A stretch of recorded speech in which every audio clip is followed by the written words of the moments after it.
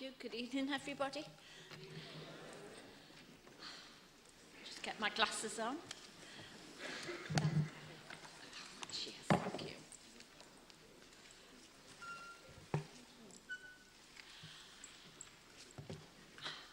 Hi, I would just like to welcome everybody here this evening to the first meeting of Newcastle City Council of the new municipal year. I think we've got a lot of business today, so we'll just get cracking with it. Apologies for absence, please.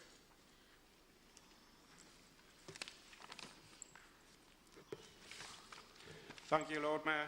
We've had apologies from councillors Avery, Beecham, Bell, Bird, Down, Faulkner, Kane, Mendelssohn, Shepherd, Strather, David Wood and Margaret Wood.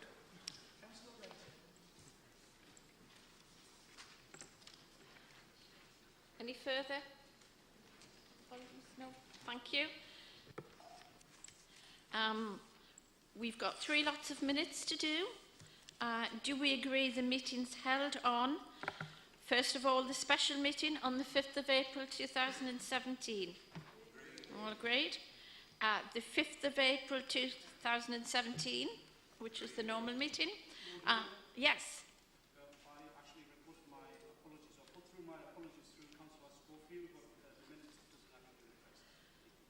Okay, we'll adjust that. And the annual meeting of council held on the 24th of May 2017. Yeah?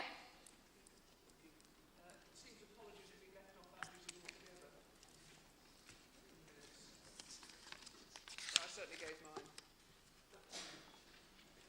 Okay, we'll sort that out. Okay, thank you very much. Thank you. We move on to official announcements.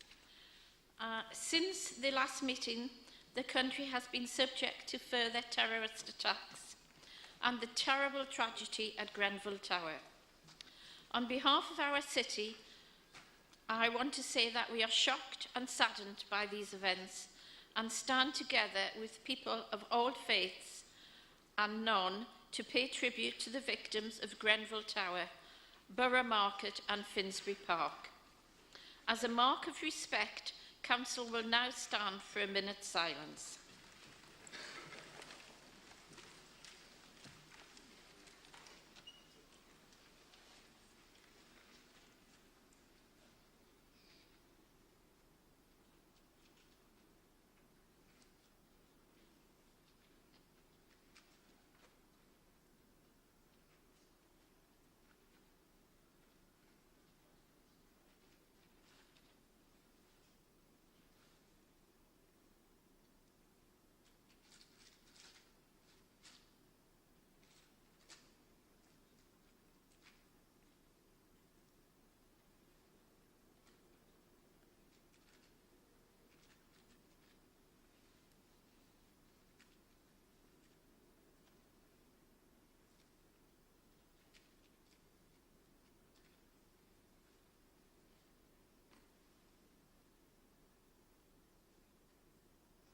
Thank you.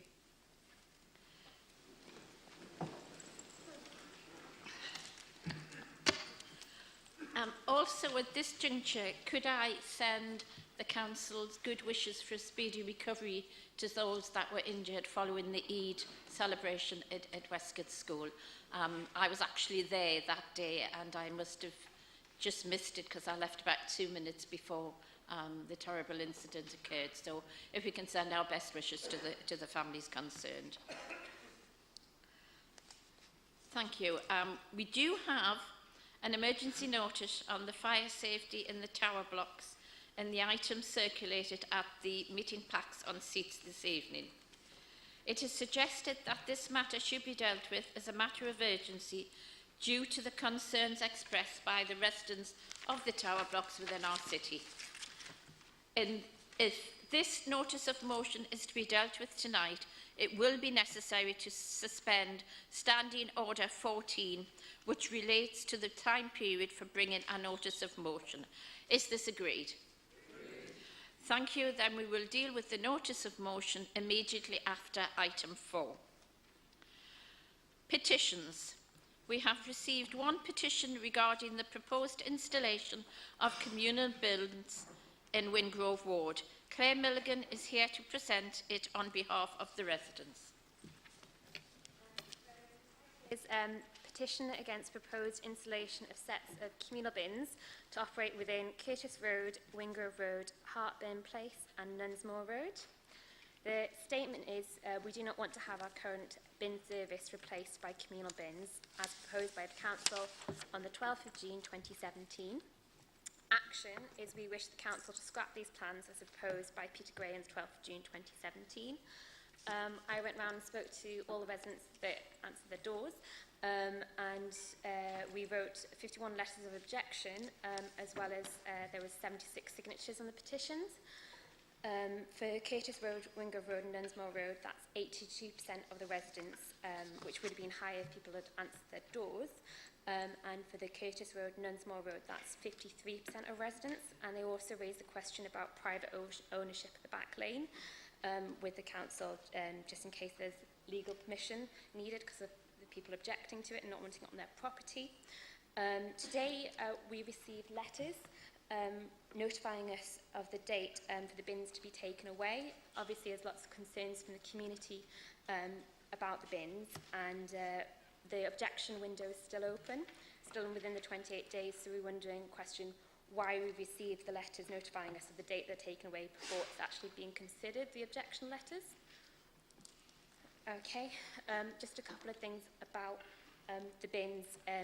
The most important thing is crime. Our street actually has a no bin in the back lane policy, so we don't actually keep our bins in the back lane during the week. So they're changing to the communal scheme where they're permanently outside, and a lot of people are saying it's a stepping stone into your backyards, which the neighbourhood watch isn't really happy about, and the residents are quite concerned about security. There's a couple of disabled people and elderly people in the community that don't want to have to walk to the end of the back lane and to the nearest communal bin. And they've been saying that their household bin being taken away for them is going to cause them issues in the future.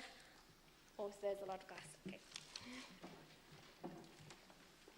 Thank you very much. I call on Cabinet Member Councillor Kemp to respond. Thank you, Lord Mayor. Thank you, petitioners, for bringing this to our attention.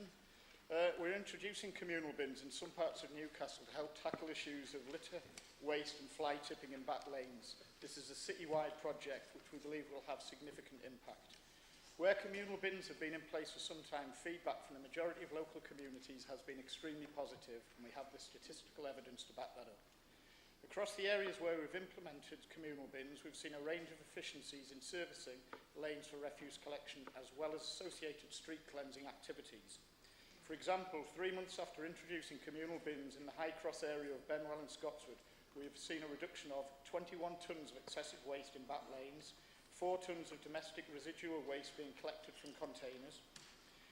Throughout 2017 and 2018, we'll be working to have the remaining wards with back lanes where there is a site suitability rolled out.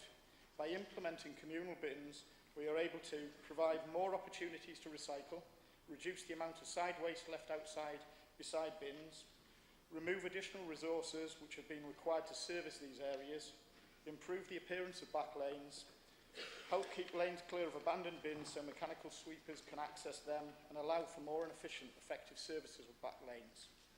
I am grateful for the petitioners from Curtis Road, Wingrove Road, Hartburn and Nunsmore Road for bringing this petition.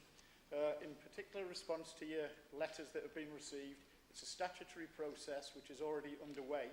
There are clearly 28 days for the consultation process, which to listen to the objections that have been raised, and we will give due course to the objections and the concerns raised tonight by the petitioners. Thank you. Thank you, Councillor Kemp. Do we agree to receive this petition? Sorry. Thank you. We now come to the point in the meeting where we will consider the emergency notice of motion as agreed earlier. Can I call on Councillor Forbes to move the motion, seconded by Councillor McCarthy?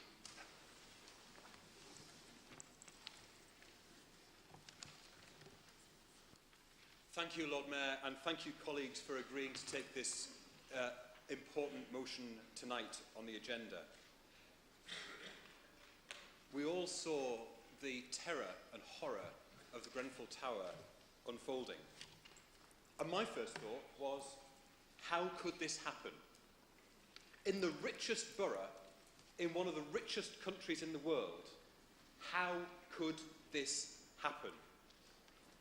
From the moment people saw the first horrific pictures of Grenfell Tower on fire, it was clear that this was going to be a tragedy with far-reaching consequences. Since then, there have rightly been a lot of questions asked about the safety of tower blocks across the country, and I will address some of the specific concerns about Newcastle in a moment. But we also need to ask questions, serious questions, about the government's whole approach to social housing. I believe the Grenfell Tower disaster symbolises a whole series of concerns, such as the impact of austerity, poor housing regulation, welfare reform, cuts to public services, and an explicit plan to shrink the size of the state. Concerns that many of us in this chamber have been raising over the last 6 years. Frankly, it is time for the government to end its prolonged attack on social housing.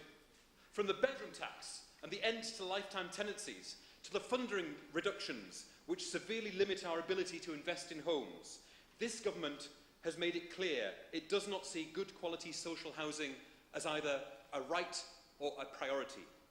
They have undermined social housing, tried to sell it off, and demeaned the people who live in it. This has to stop. And I hope this catastrophe, if anything at all good can come from it, will be a wake-up call about the state of social housing in this country, and that government will finally listen to those of us who've campaigned for a different approach. Because despite the national context, we have a good track record in Newcastle, Lord Mayor, of investing in social housing. And let me set out now what we've done here following this disaster and what we need to do next. The most pressing concern is cladding. In Newcastle, we have 5 high-rise buildings with cladding on the first and ground floor. This is not the same aluminium composite cladding used on Grenfell Tower. However, we sent samples of the cladding off for testing by the building research establishment, the BRE, that's been referred to in the news in recent days. Today, I am surprised that the government have contacted the council and the Tyne and Wear Fire and Rescue Service and said that the samples that we sent to government will not be checked, as they are not considered high risk.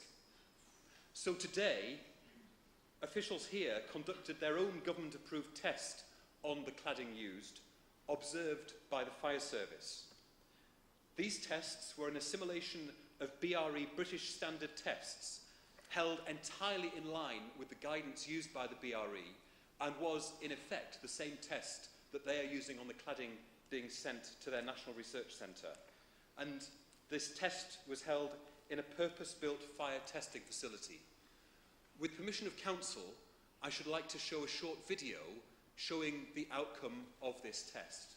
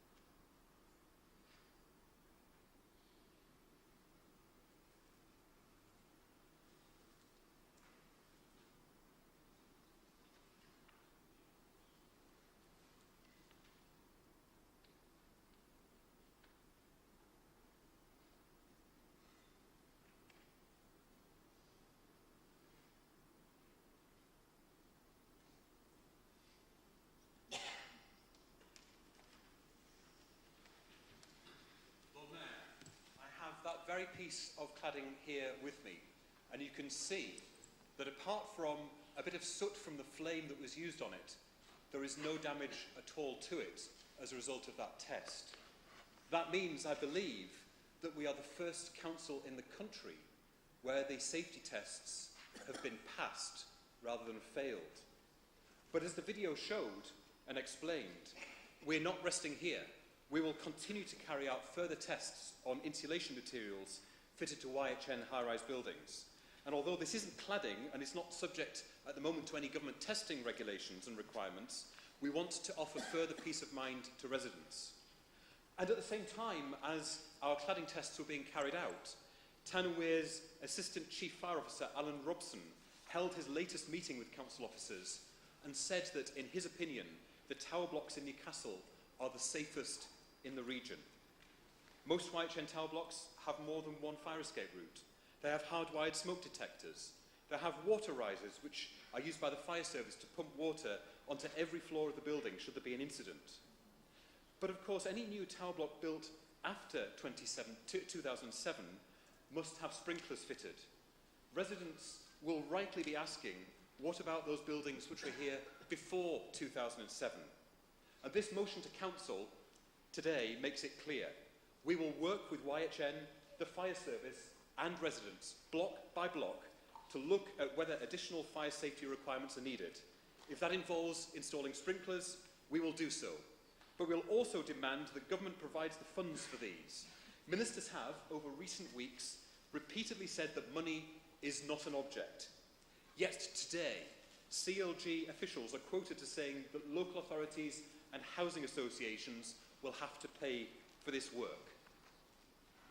Lord Mayor, think about that. No money for a fire prevention strategy from government here in the North East, but £1.5 billion from government to Northern Ireland as part of their election prevention strategy. We will continue to argue that if they can find money to stay in office, they can find money to keep our residents safe in their own homes. But assurances are needed beyond just YHN properties. Across the city and elsewhere, questions are being asked of properties for which the council has no oversight. As the law stands at present, a developer can hire a company to sign off its building safety and never have to share the results with the local authority. That clearly has to change. One of the things that held us up from being able to issue assurances last week was that, frankly, there were just too many buildings in the city where we had no information about the building regulations and the content of them. The public, I believe, has a right to know that the buildings around them are safe. So we also need all building regulations for every building available for public inspection. And we need a fundamental review of building regulations from top to bottom. And the ideologically driven one-in, two-out rule, which was introduced by the coalition government, which was an attempt to reduce red tape, must be publicly abandoned. And it must not apply to health and fire safety regulations. Finally, Lord Mayor, I believe that we as a City Council should publicly and clearly sign up to the Chronicles campaign on fire safety. Clearly more needs to be done to raise awareness of fires in the home. Not just what we have in place should one break out, but how to prevent them in the first place. Most domestic house fires are started either through a pan being left on a stove and being left alone, or through somebody dropping a lighted cigarette. So we need to educate people about the causes of fires, not just what to do should one break out. I commend the Chronicle for their speedy work on putting together this campaign, and I think that we as a City Council should sign up to it because it absolutely follows all of the requirements that we would wish to see, both locally and of government. And I therefore urge all members of Council to support this motion this evening.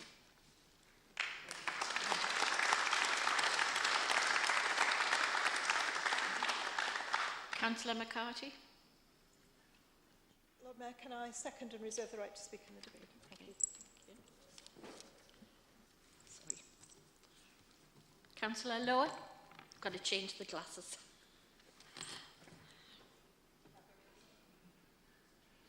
Thank you, Lord Mayor. Lord Mayor, I think this motion is timely to come to Council with such a big issue. On Monday, I actually attended the Local Government Association to discuss the issues. And whilst I don't think at this time it's right to accuse or apportion blame, it's clear there are major failings in the safety of our social housing stock across the country. It's a long-term issue. It covers a period from the 1970s up until today. But what we have seen over the last week or so, especially with the Grenfell fire, was that there's been action and clear leadership. To be honest, without the goodwill of neighbours, the work of charities and religious groups, little would have been done on the ground. And we all owe a debt of gratitude to those volunteers and emergency services who risked their lives to try and save others. But as a council, although we don't have any of these buildings, and the number has now risen to over 120, as I say, we shouldn't be complacent. We don't know enough about what else is going on in the city. What we need now is clear action from all parties. We need the government to offer both support practically and financially to all councils who have suspect buildings. We need an independent inquiry into the circumstances of the Grenfell tragedy. We need social housing tenants to feel safe in their homes, and if that means expecting every building over 5 stories, then so be it. We do not need a long drawn-out process while this is going on. There are still families who are living, many of them at risk in these blocks, and we need something done. Can I just say that staff from the Local Government Association have been seconded in to support the work being done by the Royal Borough of Kensington and Chelsea and the DCLG. However, we hope a review will concentrate on the effects of government policies and the implementation of such regulations by the councils in question. There are a lot of whys with this. Why weren't the tenants not listened to? Why was the cladding used not inflammable, as has been proved in Newcastle it can be? Why were there no sprinklers? And why were there no clear instructions on whether you stayed or you fled? Finally, all buildings, regardless of ownership, should be tested. It's a matter of urgency.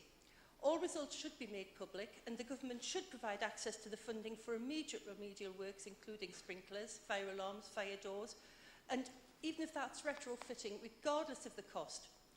So, in conclusion, the investigation needs to be swift and clear. We need to pay attention to the outcomes, especially those already made following previous tower block fires, which were not implemented. Residents, victims and families deserve the truth, and they need to know that they're safe and that their concerns will no longer be ignored, and that, like in Newcastle, every council can say, we've tested and we're sure we're safe. Thank you, Lord Mayor. Thank you. Councillor Huddard.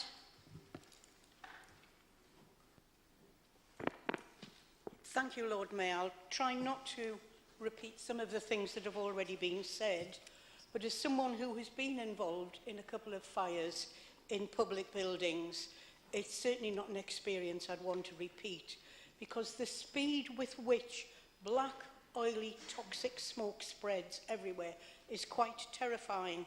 So I can only imagine how dreadful it must have been for those residents to try and escape down a single staircase, as well as the effects on the firefighters and rescue services, because it's also traumatic for them too. Well, I think one of the other complicating factors relates to the fact that many of the residents didn't have English as their first language, and there were many subletters because former tenants had exercised their right to buy and rented out. And unfortunately, many of those people trapped in this situation would have lost everything, and many would have had no insurance. And also, it may take years to understand how many people died, what caused it, and what legal action might ensue. You only have to look at the Hillsborough inquiry to see that. And whilst I share many of Councillor Forbes' concerns about the fact that we need more good quality social housing, there will be people who will be trying to score a lot of political points from this kind of tragedy. But I do think that those judgments should come after the inquiry. However, having attended the sessions of the YHN board on this last week, I want to commend them for the prompt action they took to quickly inform and reassure residents about their safety, and also for their decision not to use the cheapest and least fire retardant cladding available. and the fact that they spent 3.5 million on this and another 1.5 to go.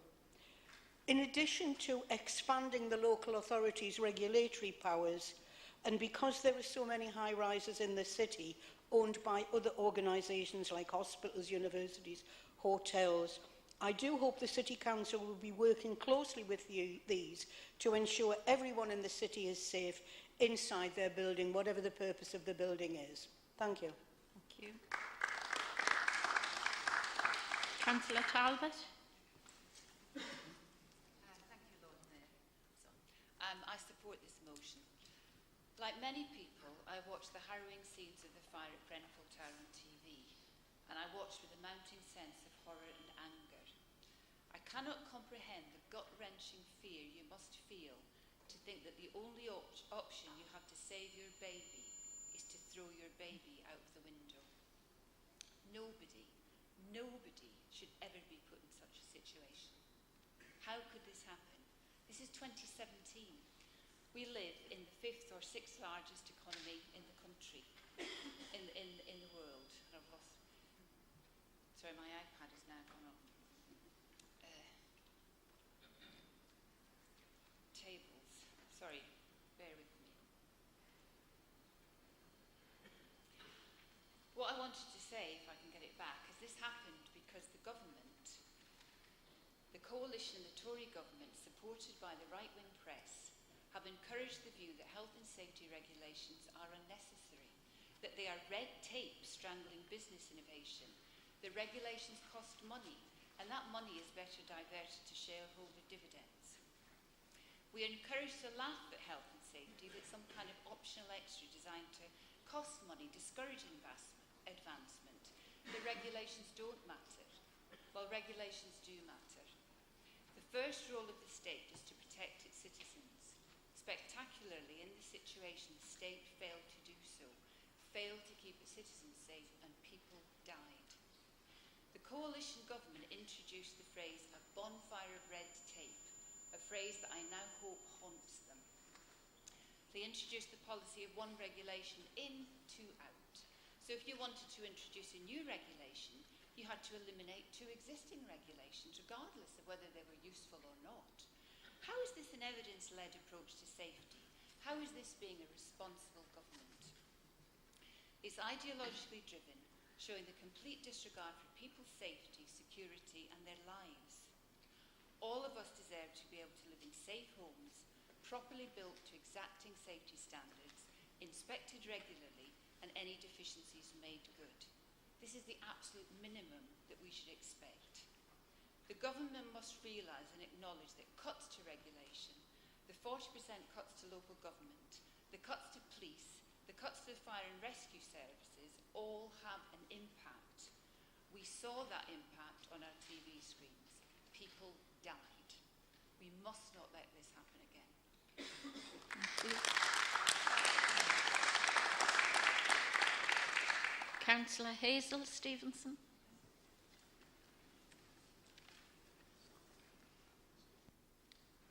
Thank you, Lord Mayor.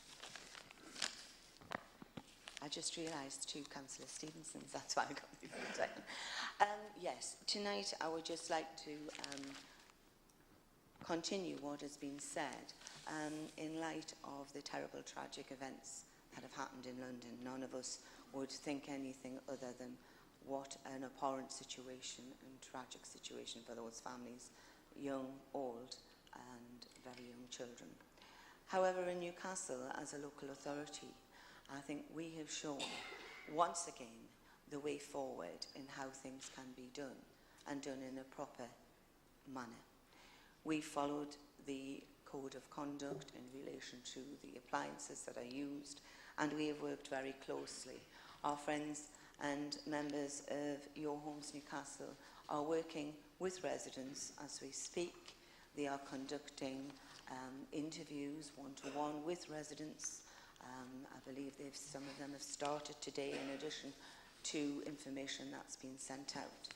We all share the concerns of residents living in our high-rise towers, but it's been shown this evening the amount of care and due diligence taken to any improvements and updating of the buildings has met the tests. However, that withstanding, today the Prime Minister, in my mind, did not give adequate answers to some questions in the House of Commons that were raised.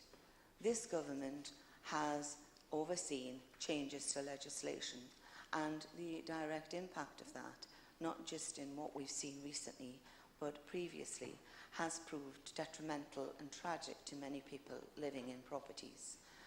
Mercifully, not in Newcastle, I have to say.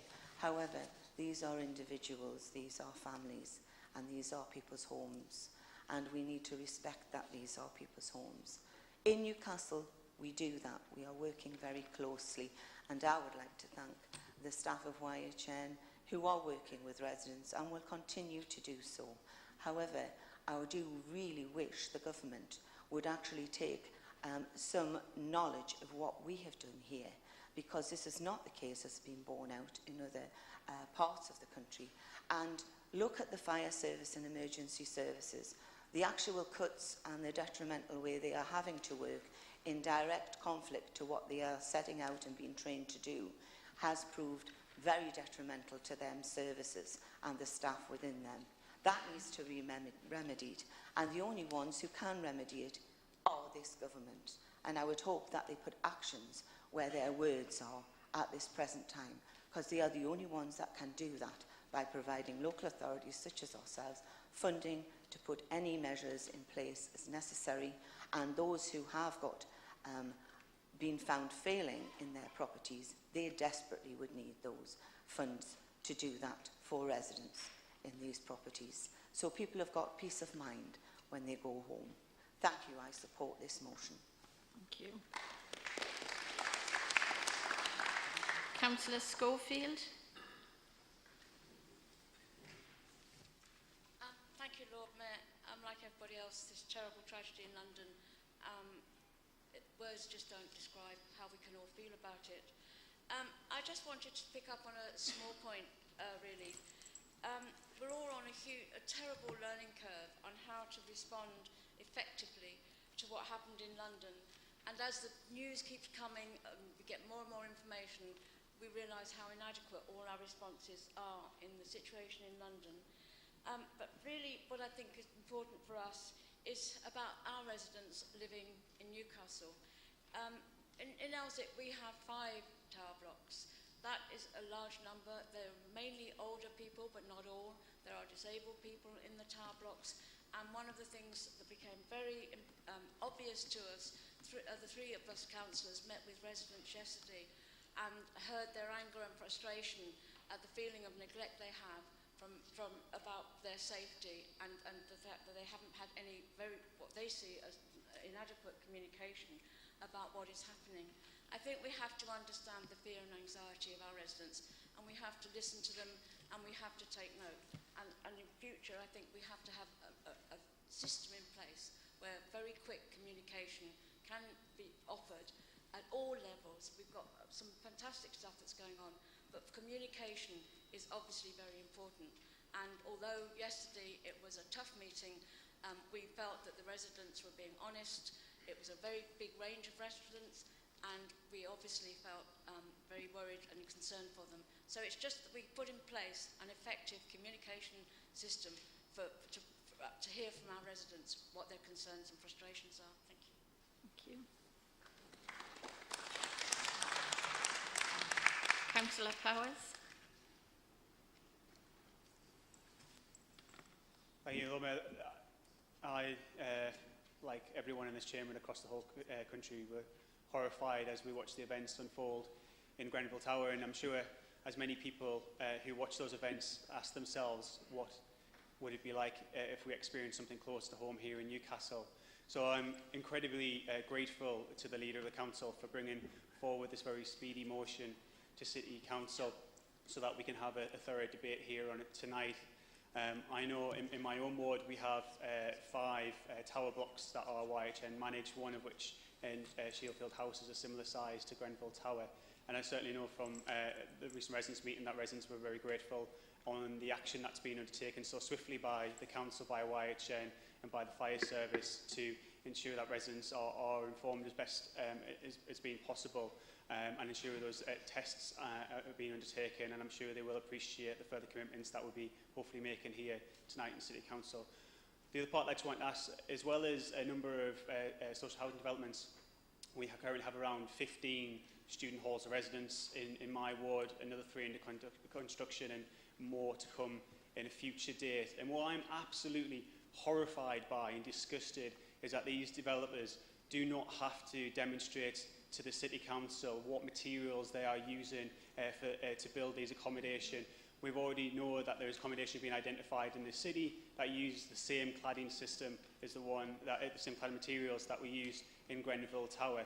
It is absolutely ridiculous that as a City Council we do not have the powers to ensure we know what materials these are being built out of, to ensure that people are safe who are taking up these accommodation and the surrounding buildings. That has got to change, and surely the government has got to wake up and recognise that that isn't a sustainable way going forward, that is putting people directly in harm's way. So we fully support this motion, and I really do hope that for the sake of the residents in our city, that the government starts to listen. Okay, thank you very much. Councillor Stoker-Walker.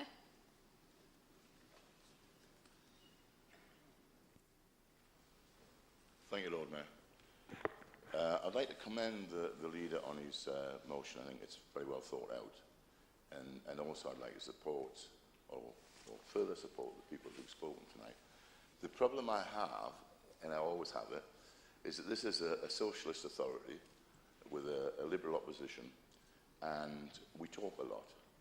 But I think time is now for action. And I would like to get rid of the caveat that the leader has in about the sprinklers. I think we should take the lead here and we should just put them in. I know there'll be a huge cost that will affect the HRA, but we should be using the Chronicle as a marketing tool, because if the question is what price life, I don't want to put a price on it. I think if the residents are telling us that they want sprinkler systems, we should go ahead and put them in. Thank you, Lord.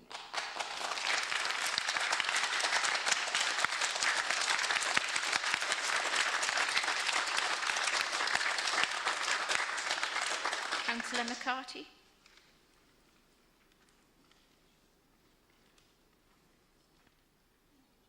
Thank you very much, Lord Mayor. I'm really pleased, Lord Mayor, that tonight you started your first formal meeting of City Council, remembering the tragic loss of life at the Grenfell Tower. I think this 24-hour news meant that we all saw that disaster first thing in the morning. And I will say, Lord Mayor, that the Council and YHN, the response was immediate to see what we needed to do to find out what was happening and see what we needed to do to make sure that residents in the city are safe. Lord Mayor, I'd also want to pay tribute, as colleagues have done, to the response that the emergency services in London gave. I remember that image of the firefighter who said, it must be really bad when I've got to put my name on my helmet. And actually, to walk into there, and take those risks that they did to protect other people's lives, I think is fantastic, and we need to recognise that. And perhaps, Lord Mayor, the other aspect of this tragedy is the response of the local community in Kensington and Chelsea. The way that people came out of their homes and brought food and clothes and bedding and blankets and whatever else those residents needed immediately was absolutely amazing. Now, partly that's a failure of their local authority to provide that. And I know I am confident that if such a tragic event, and let's hope it doesn't happen ever here, but if that were to happen here, our local authority would be immediately there and putting in the right level of response. I know the immediate actions of the Council and YHN would have been in place there if that similar incident happened here. I do think, like others, we want to thank all of those involved, the officers from the Council, the officers from YHN, who did their very best to reassure residents, to get something through every resident's home in a tower block over course of the Saturday, I think was pretty impressive. So I do think we should pass on thanks to all concerned. Lord Mayor, it will be an ongoing process to listen to residents' concerns. The motion does say that we will work with residents.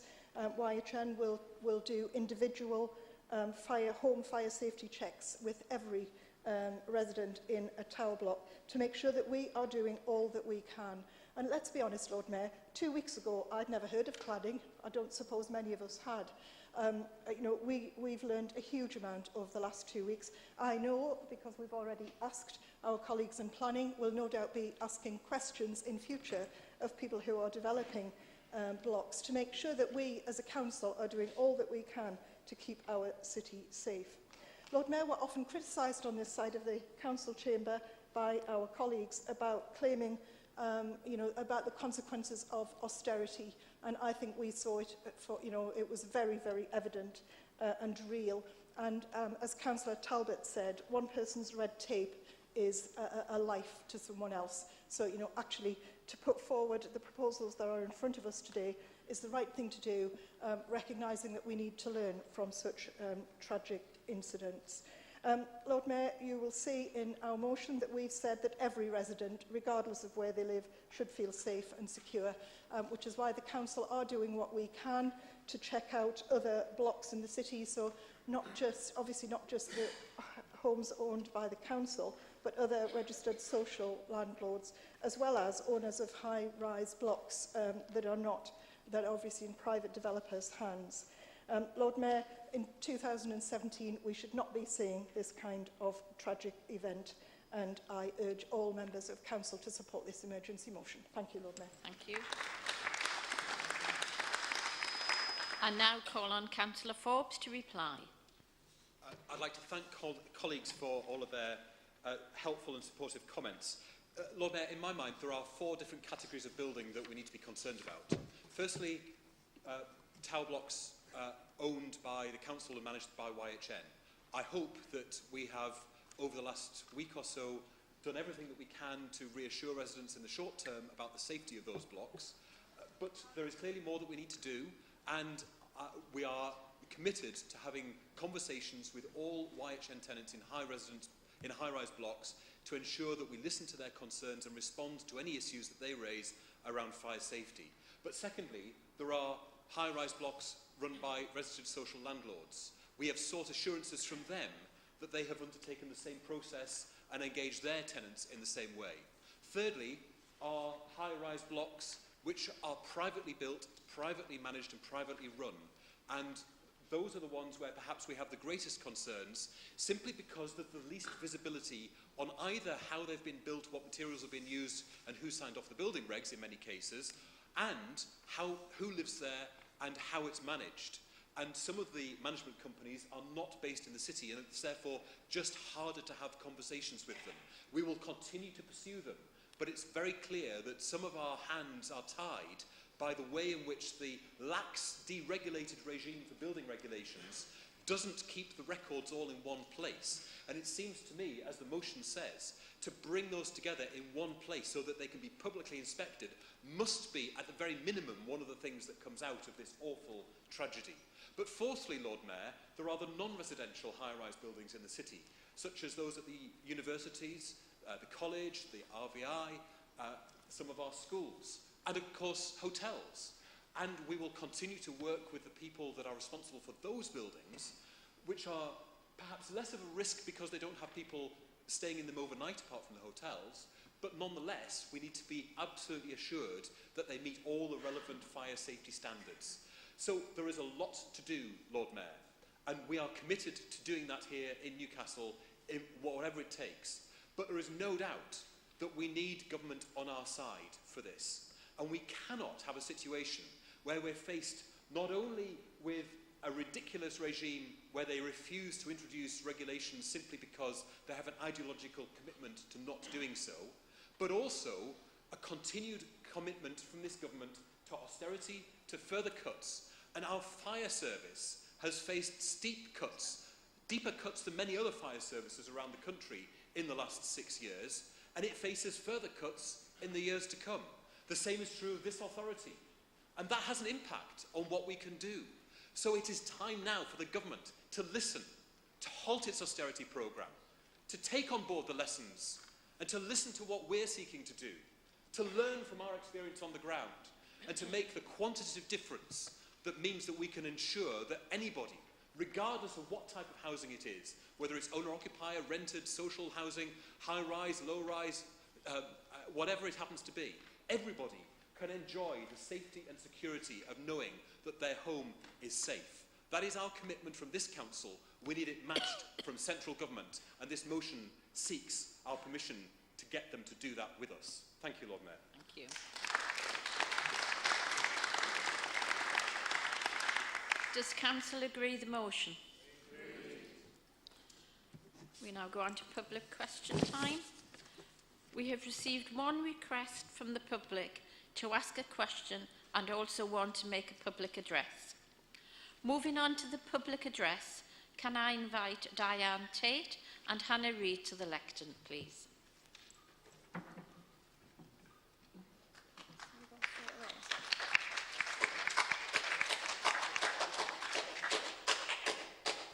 Your Homes Newcastle made attempts to reassure their residents by sending a newsletter. Some Your Homes Newcastle tenants are still yet to have received this and are therefore yet to have had any reassurance whatsoever from their landlords. I did receive one myself, but that was because I requested it. But upon reading it, I found information included was actually not true and was not enforced in all Your Homes Newcastle blocks. The newsletter states that families and young children are not allocated properties in high-rise buildings and that there haven't been since the turn of the century. Blocks are actually full of families with multiple children living in each flat. I myself have spoken to many elderly and disabled people also who live on high-rise floors who struggle to get out and have rely on the lift. They would not be able to escape in case of a fire. Your Homes Newcastle claim to have completed work on fire safety effectiveness, including fitting smoke detectors and smoke alarms in all communal areas. There are blocks, mine, just to name one, where there are no smoke alarms and no smoke detectors in communal areas, no smoke alarms in fire in entrance halls, no smoke alarms in stairwells, no smoke alarms on landings. If there was to be a fire in my block, I wouldn't know about it until the smoke reached my flat and set my individual smoke alarm off. And by that point, what's to say that it's not too late to be able to escape the building safely? Since there are no smoke detectors in the stairwells, the self-opening windows Your Homes Newcastle claim to have put in are obviously not there, and this is still a manual job for fire service. Your Homes Newcastle state, as a response to Sir Ken Knight's report on Lakenhall House, that they've built their properties based on compartmentalisation. Yet when the 5 blocks at Riverside Dean underwent refurbishment, they were actually made open plan. And after the same refurbishment, fire doors to the entrance of flats were left with huge gaps under, much, much bigger than the 8mm that's recommended. And Your Homes Newcastle have actually known this for 7 years, yet done nothing in an attempt to rectify. This is just to actually name a few. There's many, many other fire regulations that are being breached in these blocks. Bin chute drawers without airtight seals and some without drawers at all. Emergency lighting in communal areas often broken or again not in place at all.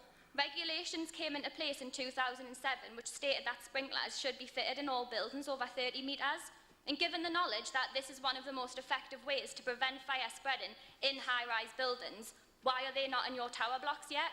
I've heard many responses, they're expensive, the council can't afford them, but I ask you today, can you actually afford not to?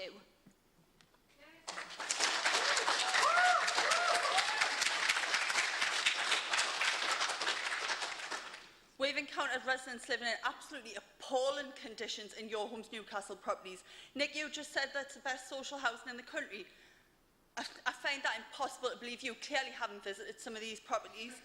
There are numerous fire safety breaches, yet none of this is even what we went to find. We just wanted to talk to residents about sprinklers. We were the only people who'd actually visited them. You keep talking about how you have reassured people. You have not. That was your job. We were the only people visiting these elderly disabled people on 19-storey tower blocks. Councils up and down the country are already announcing that they're going to fit sprinklers in their tower blocks. When are you going to announce it?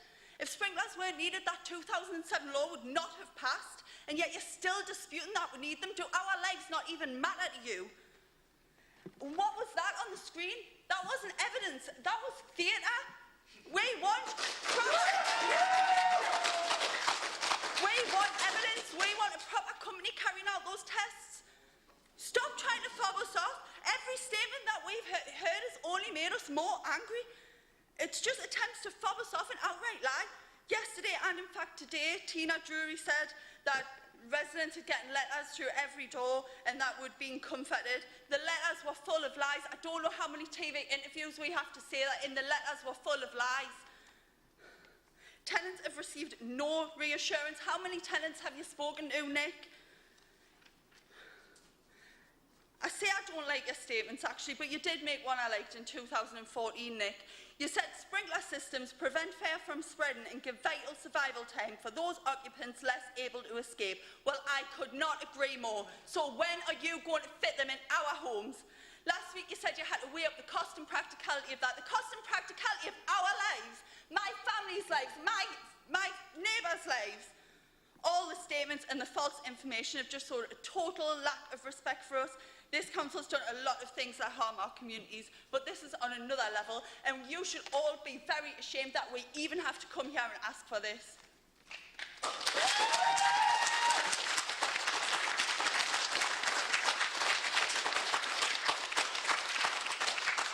Can I call on Councillor Dunn to reply, please? Thank you, Lord Mayor.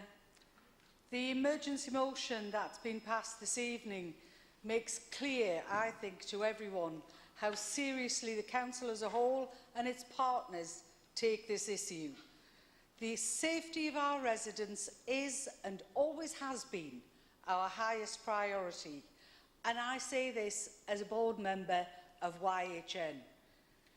Importantly, though, whilst we must work to make safety in our city our absolute priority, the Grenfell Tower disaster will be remembered as one of the single most devastatingly tragic events of our time.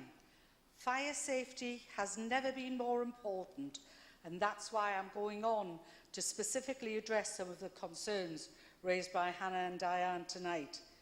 Clearly, we do understand that emotions are running high following the tragic fire at Grenfell.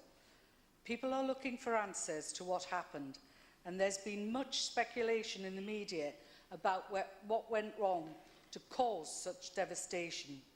Those involved are desperate for reasons why 79 innocent lives were lost. In the case of Grenfell, this is a live, ongoing investigation, and we must allow that to continue. However, we completely appreciate that we must play our part and provide assurances to the residents of Newcastle that they are safe. And I absolutely refute any allegations that YHN have lied to their tenants in terms of fire safety and prevention. I'm speaking. This simply is not true. What is true is that we are listening to the concerns raised and doing everything we can to address and allay fears, particularly to the most vulnerable of our city. The weekend after the Grenfell disaster, our officers, alongside representatives from Tyne Wear Fire and Rescue Service, hand-delivered information to YHN tenants across the city and in all high-rise blocks. In doing so, we prioritised our older residents, families with children and vulnerable tenants with specialist support. And we've followed that up with home visits alongside colleagues from the fire service, and we'd be more than happy to provide any additional support if and when it's needed. In addition, YHN have put in place a dedicated response team to deal with any concerns residents have about their safety or the safety in their block, along with a dedicated phone line and email address to get in touch. All the details are on the YHN website. If there are any concerns from residents, we are there to help. We are taking all concerns seriously. We are listening to what tenants are telling us. and putting in place plans to resolve these as quickly as we can. So what I'd like to do is address those concerns now and set the record straight. As Nick announced earlier, the precautionary actions we took of sending samples of cladding of 5 of our 38 YHN blocks has now been certified as safe following secondary tests, but we felt that this was the right thing to do. We are now also doing sample testings on insulation and render systems, again as a precautionary measure. Some residents have raised concerns about fire doors, and this work's being prioritised. Any fire doors which do not comply with fire safety standards will be replaced. It's that simple, and that will be a high priority. All the YHN tower blocks have dry and wet risers installed, which allows the fire service to distribute water to all floors. Sprinkler systems in all buildings clearly could be part of the solution. What we need is the right intervention in the right place. Our commitment, and indeed our duty, is to ensure the safety of all of our residents, and that is our absolute priority. We have a programme of assessments taking place now on the ground, and we'll continue to work with our fire service colleagues and other agencies to make sure we address any safety issues. We'll continue to invest significantly in making sure all flats comply with current building and fire regulations. So again, I want to refute any claims that we are putting lives at risk. There's nothing more important to us.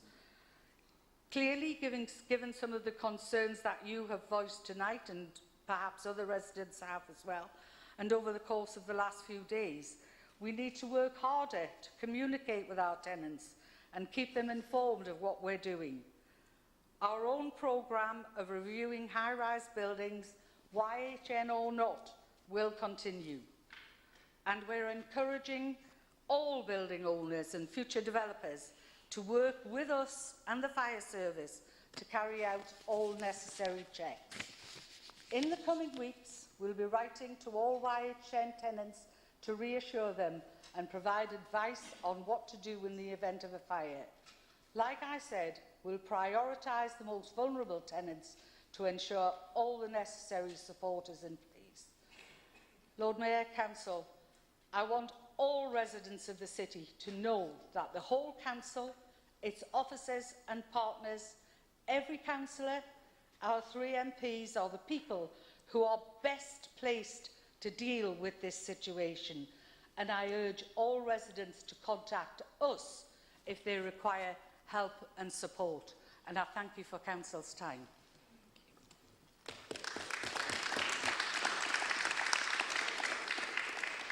Diane and Hannah, you now have an opportunity to respond. I mean, you claim that there's no lies in the newsletter. I've got one right there. You state clearly that there's smoke detectors in communal areas. All I had to do was open my flat door and see there's no smoke detector where the landing is, no smoke detector in my stairwell, no smoke detector in the entrance, no self-opening windows, children on my block, elderly people in the block. There's a family who live on my floor, the 19th floor. You sent a letter saying you haven't done that since the turn of the century. That's the lies we're referring to. Those are lies. We're sick of all these statements. Be real with your residents. Go and visit those properties. We've had enough of the same spin getting out again. Your Home's Newcastle making a statement, then Tina regurgitating it, then Nick regurgitating it, then Chi regurgitating it. So Nick, how many people have you visited? Yeah, how many tenants have you been to see? None. No. Of course he wouldn't. I bet there's sprinklers in here.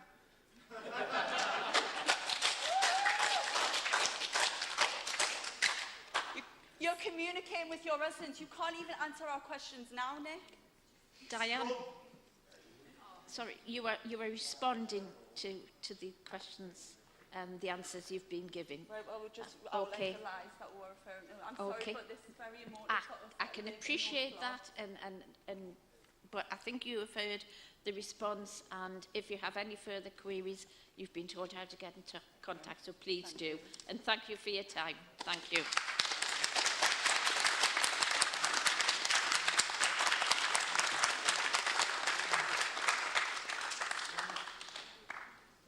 Could I invite Sam Cordery and Jalil Ibrahimi?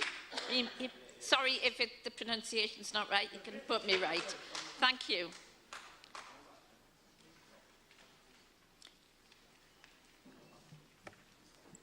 Can I start? Hello, everyone. Like I'm asylum seeker myself, so my speech would be related to the housing problem. Yeah, well, English is not my first language, but I do understand we have a housing problem, so, you know, yeah. We are from the Migration Asylum Justice Forum, and we have been campaigning for better housing conditions for asylum seekers. We are concerned with the issue of the overcrowding.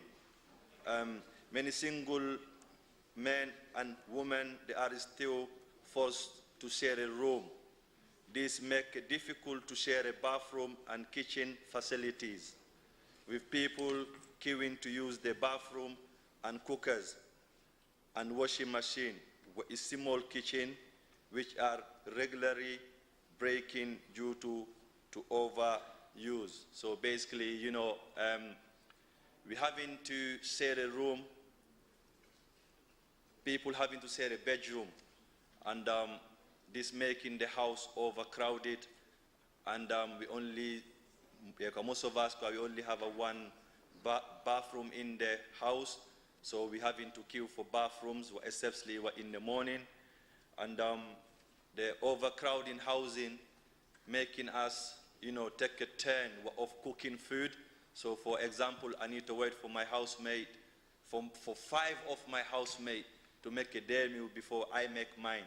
You know, as you know, as a family, when you sit in a house, 3-bedroom, you know, you get to cook a one meal for the family.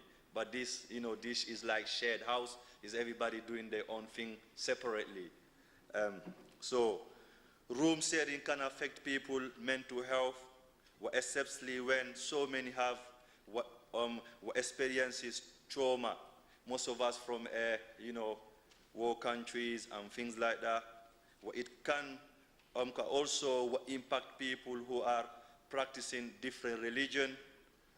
As a prayer time might be while the others are sleeping, causing tension, and then argument. Like me, myself, I'm a Muslim man, and I pray 5 times a day. So my roommate, by the way, I don't have a roommate at the moment, so, you know, just to add that, but if I had a roommate, I could wake up in the morning to do my prayer, and then, you know, because I need to read my prayers loud, and then my roommate could be sleeping. He could tell me, can you keep the noise down? And then I could tell him, you know, put a cotton to your ears, you know, because it's obviously, you know what I mean? So this causes argument, you know, yeah, because the sharing room. So, forced room sharing of single adult is one part of overcrowding problem in compass contract housing, but also there are problems when multiple families have to share houses. Often women with children have to share a small room with 2 children with limited spaces for play, privacy, or tending to the different needs of the different age of children. The worst case we know of in Newcastle is a shared house which contains 16 adult women and 21 children are sharing 4 bedrooms and 2 kitchens. You know, so these people, they're having to share they're having to share the bathroom and the kitchen, which sometimes, like myself, I experience it using sorry for saying this, but I experience it using a bucket to put in my room for night time, so that if I wake up in the morning, there's a queue, I don't have to go further. So people in this hostel they are concerned about fire safety too, with pregnant women and babies on top of the floor, with narrow staircases and not enough storage for belonging, meaning people have to store baby things in the corridors, and that could, block people, or that could also cause problems. The women are worried they would not get out in a fire. A fire actually happened in the same house. In the same fire actually happened in the same house in 2009 before children was housed here. And I would like to add this before I pass it to my friend. As an asylum seeker, just like our people saying, what English is not our first language, and sometimes you find it very difficult. Like with the help of my friends, I practice my English, so I'm one of those people that can't speak English, but even me myself, I've got problems. So we have a problem to raise our problems, because we have a difficulties to even recognize how we can raise our problem. Coming to England, don't know the culture, don't know the languages, don't know what's going on, so we can notice the problem, but we don't know what to do. And I would like to say one thing before I just pass it to my friend. I think that the private companies are taking advantage of people like us. They might be, I don't know if they're getting paid or not, but they're taking advantage of people like us because we cannot complain.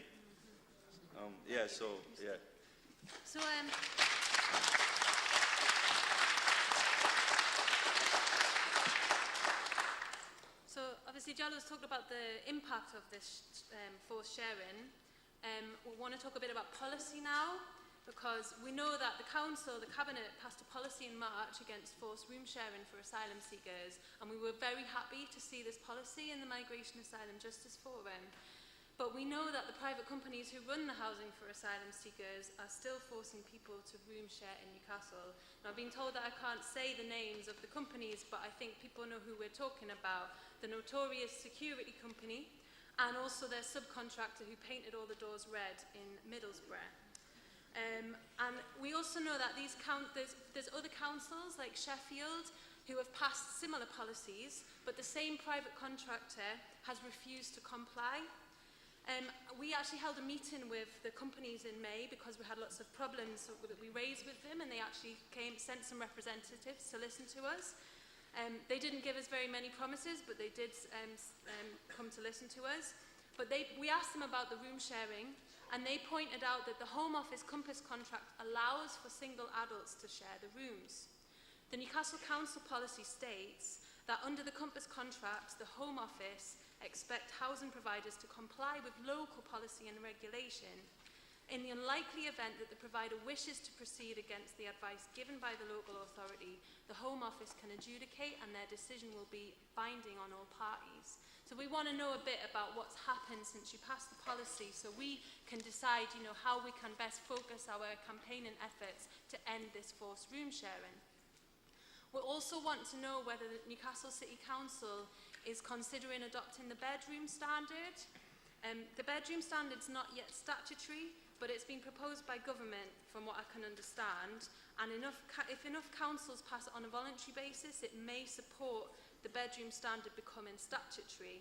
So under the bedroom standard, a separate bedroom would be required for each married or cohabiting couple, for any other person aged 21 or over, for each pair of adolescents aged 10 to 20 years of the same sex, or for each pair of children under 10.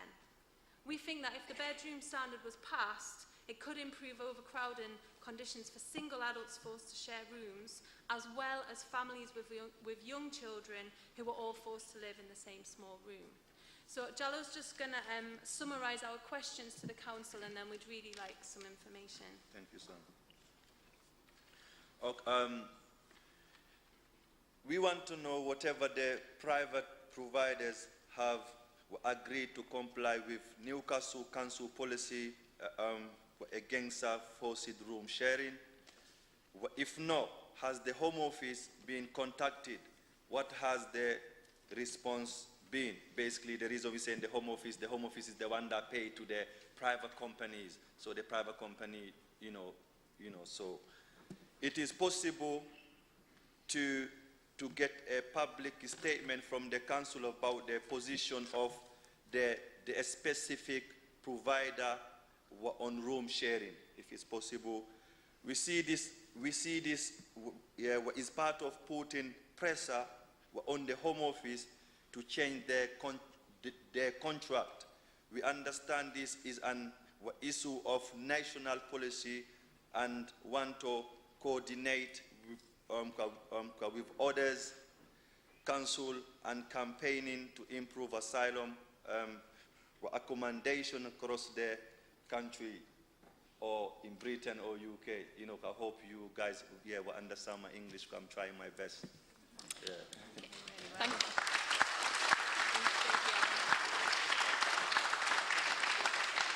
Thank you very much. I now call on Councillor Kilgour to respond to the question. Thank you, Lord Mayor, and thank you to our speakers for raising such an important issue tonight. And can I just say, English is excellent. We're rightly proud of our recognition as a city of sanctuary, but this status doesn't come with any additional powers, and in order for us to make commitment real, we've looked at how we can use the powers that are within our gift to improve the lives of asylum seekers and refugees in our city. We believe that all residents should be treated with dignity and respect, and we will not condone the provision of a lower standard of accommodation for asylum seekers that we would demand for any other tenant in the city. Indeed, we don't expect anyone housed by us or through commissioned services to be made to share a bedroom. The same should therefore apply for accommodation approved by the Council for housing asylum seekers. While we appreciate that there may be pressures on the asylum housing providers to accommodate people cheaply and quickly, we do not believe that the needs of vulnerable individuals should be treated as a secondary consideration. So, to try and answer some of your questions, I've got lots of dates and things here, so bear with me. On the 20th of March 2017, Newcastle City Council's Cabinet agreed a policy which you referenced, which aims to ensure that asylum seekers placed in the city are housed in accommodation which ensures their safety, health and well-being. This policy seeks to influence the government's contracted Compass providers, and I have to emphasise these organisations are contracted directly by central government, by making a statement of the local democratic position that the providers have regard to the suitability and standards of properties to meet the needs of asylum seekers and local communities. We emailed the prime Compass contractor and the subcontractor on the 21st of March to tell them about the adoption of the policy, along with an offer to meet to agree how to manage this going forward. The head of housing for the prime Compass contract provider provided full assurance via email on the 21st of March and through conversations since that they intend to comply with the policy and that no room sharing takes place in properties which they directly manage. However, the managing director of the subcontracted Compass provider advised the council in writing on the 30th of March that their accommodation portfolio is occupied in line with relevant contractual and statutory provisions. They will not be making any changes concerning the accommodation they offer, and they will continue to accommodate service users sharing bedrooms, which, and you can hear my colleagues behind me, we all agree is absolutely shocking. We contacted both the Home Office and the prime contractor on the 10th of April to request their support to encourage their subcontractor. Sorry, I'm subject to the same as you, and I'm just repeating contractor and subcontractor, so I do apologise about that, but that's the advice I've been given. And you know who I mean, yes. So, we've asked them to speak to their subcontractor to comply with the policy. On the 20th of April, the Home Office emailed to confirm receipt and to request that communications relating to asylum accommodation and local policy be directed to the prime Compass contractor and UKVI in the first instance, rather than corresponding with the subcontractor directly. The Home Office was informed of our intention to implement a formal policy around room sharing at the North East Migration Partnership's Asylum and Stakeholder Group, which we're a member of, on the 31st of January this year. They were also advised of the response from the Compass subcontracted provider on the 10th of April. This response was discussed at a meeting on the 25th of April between the Council and UKVI and the Compass prime contractor. Both the prime contractor and the UKVI have agreed to write to the subcontractor And unfortunately, we're still awaiting, as of this morning, when I checked, we were still awaiting a response. As far as a public statement from the Council is concerned, the Asylum Accommodation Standards Policy, which we adopted, as you say, on the 20th of March this year, outlines the factors that will be considered when assessing the suitability of a property to accommodate dispersed asylum seekers to the city. The Home Office sets out in the Compass contract that providers are expected to comply with the contractual standard of accommodation, and with the standards and licensing rules expected of all private sector housing providers within the local authority area. We are working with both the prime Compass contractor and their subcontractor to ensure compliance with all housing legislation and local housing standards. Any breaches of this policy will be investigated on a case-by-case basis and action taken in accordance with Newcastle City Council's Enforcement Concordat. In line with the Enforcement Concordat, we will inspect and, if necessary, take appropriate action in cases of forced room sharing against the wishes of the occupants. If a complaint is received, it will be investigated. Now, I realise it's very difficult for an asylum seeker to complain to the company who are housing them, but we would welcome opportunities to share intelligence, as we've received very few complaints to date. So if there are people you're working with, please, if you can give us that information on their behalf, we would really welcome it. In the case you mentioned, an environmental health officer did carry out an inspection of the property in May this year. The property is a licensed house in multiple occupation, an HMO. The property has 16 bedrooms, I'm told, and the inspection was to assess if the property was in breach of its licence conditions. The property is licensed for 16 people and 21 children under the age of 3. There was a total of 16 mothers, 2 of whom are pregnant, and 20 children. 4 of the children were 3 years of age rather than under 3. And I understand these families have been offered alternative accommodation. Again, if you're in contact with those families and that hasn't happened, please do let us know. It's difficult for us to commit to guidance like the bedroom standards that you mentioned because it's difficult to enforce guidance rather than the law. However, please be assured we do take any breach of legislation very seriously. And if I can just say at this point, where the Council has had an opportunity to house asylum seekers and refugees directly through the Syrian Vulnerable Persons Scheme, for example, the standards of housing and support, I'm pleased to say, are very, very different, and that's a standard we would want to see for everybody that we welcome to our city. Our Fair Housing Unit, in discussions, we were discussing this morning about how we were going to respond to this, and I'm pleased to say that it can offer to provide tailored awareness training for the asylum seekers that you work with around their rights and their landlord's responsibilities, and we'll be happy to work with you to tailor these sessions appropriately if you think that would help.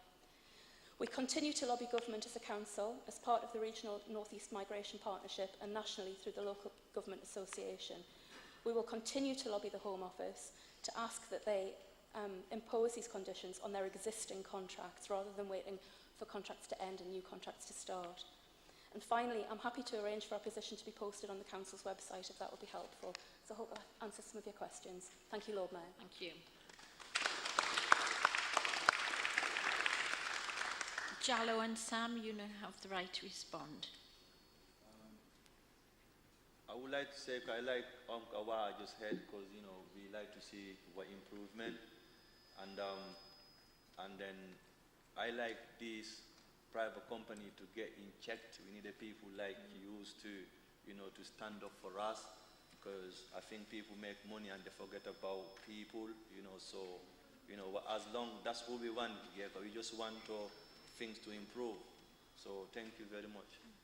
I think I really appreciate the fact that you're going to put that statement publicly.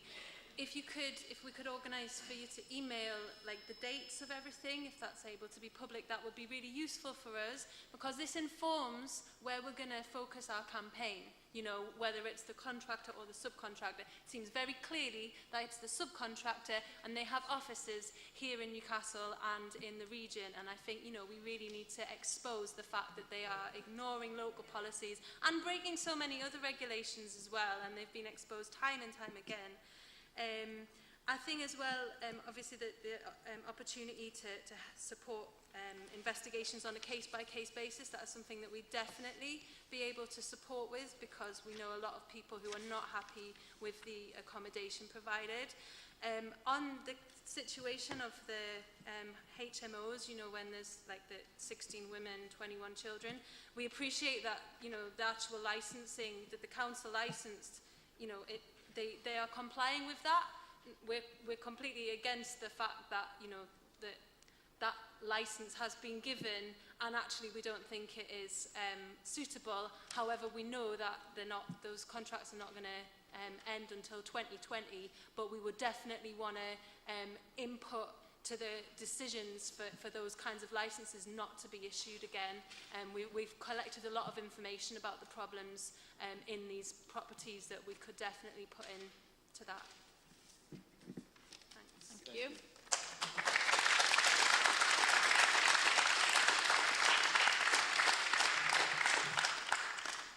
Thank you, everyone. We'll now move on to item 6 on the agenda, which is the presentation from the Director of Public Health.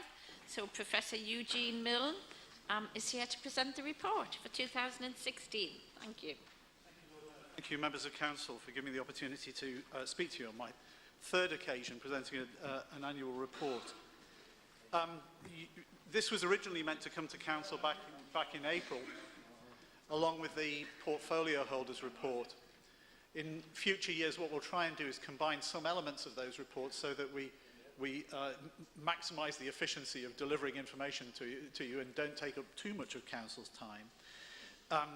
But what I'd like to do is briefly overview some of the statistics that are in the report and then comment on a few areas. There is a huge volume of statistics available to us in relation to public health. And I'd made a note before coming to this meeting earlier on that they are still not enough for what we need, because they need to be more real time and to better reflect the lived experience of the city. And I don't think you could really have a better illustration of that than the debate that you just had and the presentations that you've just seen. It's really is a demonstration of just how integral public health is to the basic function of local authorities and why public health should be here as a function. There are some key statistics in relation to public health, some of which are mentioned in the report, which I don't intend to dwell on because they've been covered by other reports to council, particularly things like those in relation to education. There is some good news. I think that one of the things that I would highlight in looking at the stats that are available for the city is that in the Public Health England Child Health Profile for 2016, of 23 indicators that Public Health England follow, there were 2 that worsened while 10 were stable and 11 were improving. I think that general direction of travel is laudable. I've also illustrated in the report how the very large excess of winter deaths that was seen in 2014-15, which I illustrated in last year's report, has dropped back in the 2015-16 data to more expected levels. In some quarters, that large excess that we saw has been attributed to the effects of austerity. I think it's too soon to say that. I think there are other explanations that probably account for that as well. That doesn't mean that austerity is not impacting on mortality and morbidity. I'm sure that it is, but I don't think that one should overinterpret those data. A thing that does worry me, although you'll see in the report that there has been a continued downward trend in child poverty, the most recent data point within that trend shows a kick upwards. And that's happened despite the fact that we've seen rising employment. And almost certainly illustrates the fact that some of the employment that we're seeing is at a level of poorer income than has existed in the past, and that's feeding through into child poverty in the city. That troubles me greatly, and I think it's something that we need to watch carefully. However, more broadly, I'd like to draw your attention to the fall in smoking at time of delivery that we saw, down to 13.2% in this report. That was a great achievement, and actually there's some pretty good evidence that that came about because of the initiative that's been conducted in the region over the last few years called Baby Clear. The project which put that into place was reported recently in the journal Tobacco Control and demonstrated that the implementation of that project doubled the likelihood of mothers quitting smoking during pregnancy, and that the babies born to those mothers were 210 grams heavier on average than babies born to mothers who had continued smoking. That put their birth weights at a similar level to those mothers who had never smoked. That's an incredibly important contribution to health over a long period of time. The effects of that change will impact on health for decades to come. We know that low birth weight is associated with heart disease in later life. It is a tremendous bonus. Now, I'm slightly disappointed to say that the most recent figures we've seen show a kick back up in that figure too, to above 14%. That probably just illustrates the fact that the business of making every contact count and of supporting people at those vulnerable times is one that we simply can't step away from, that we have to keep a focus on all of the time.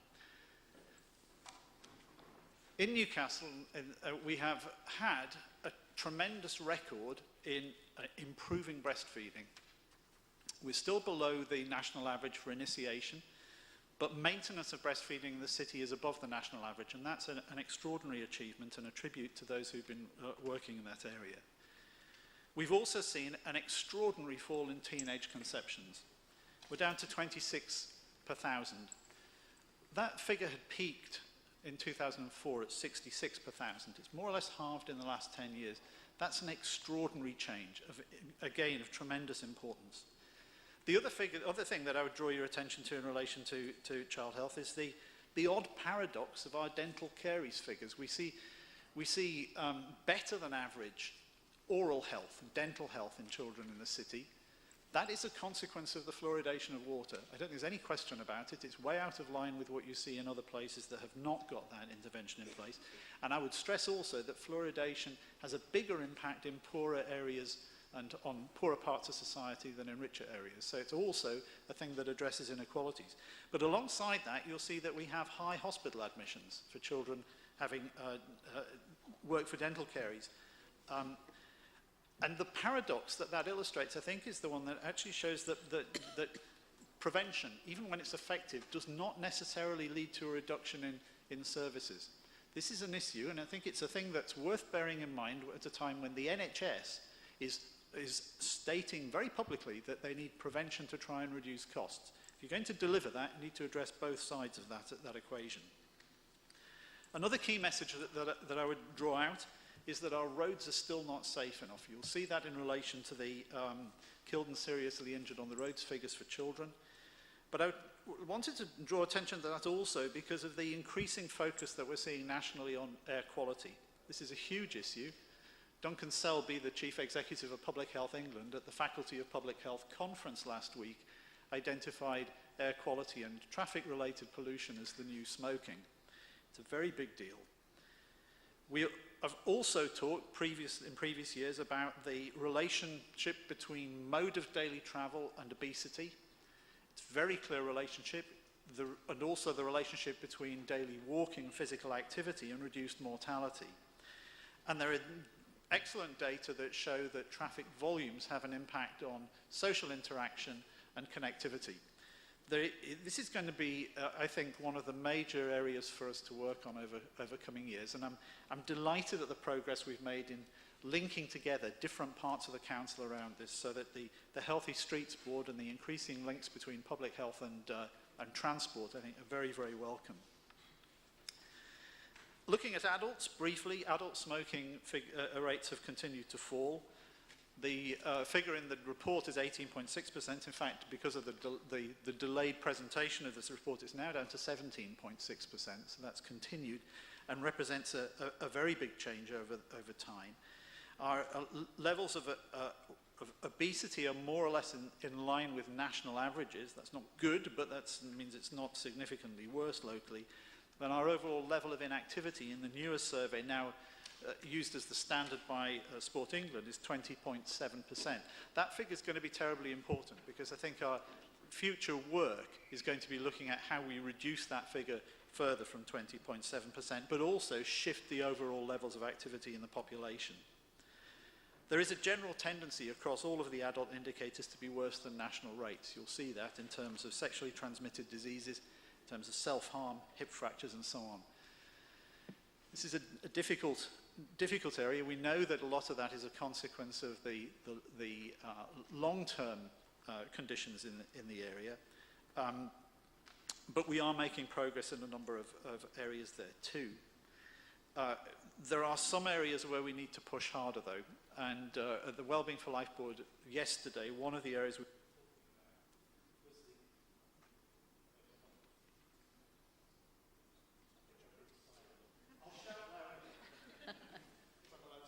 Yes, by all means.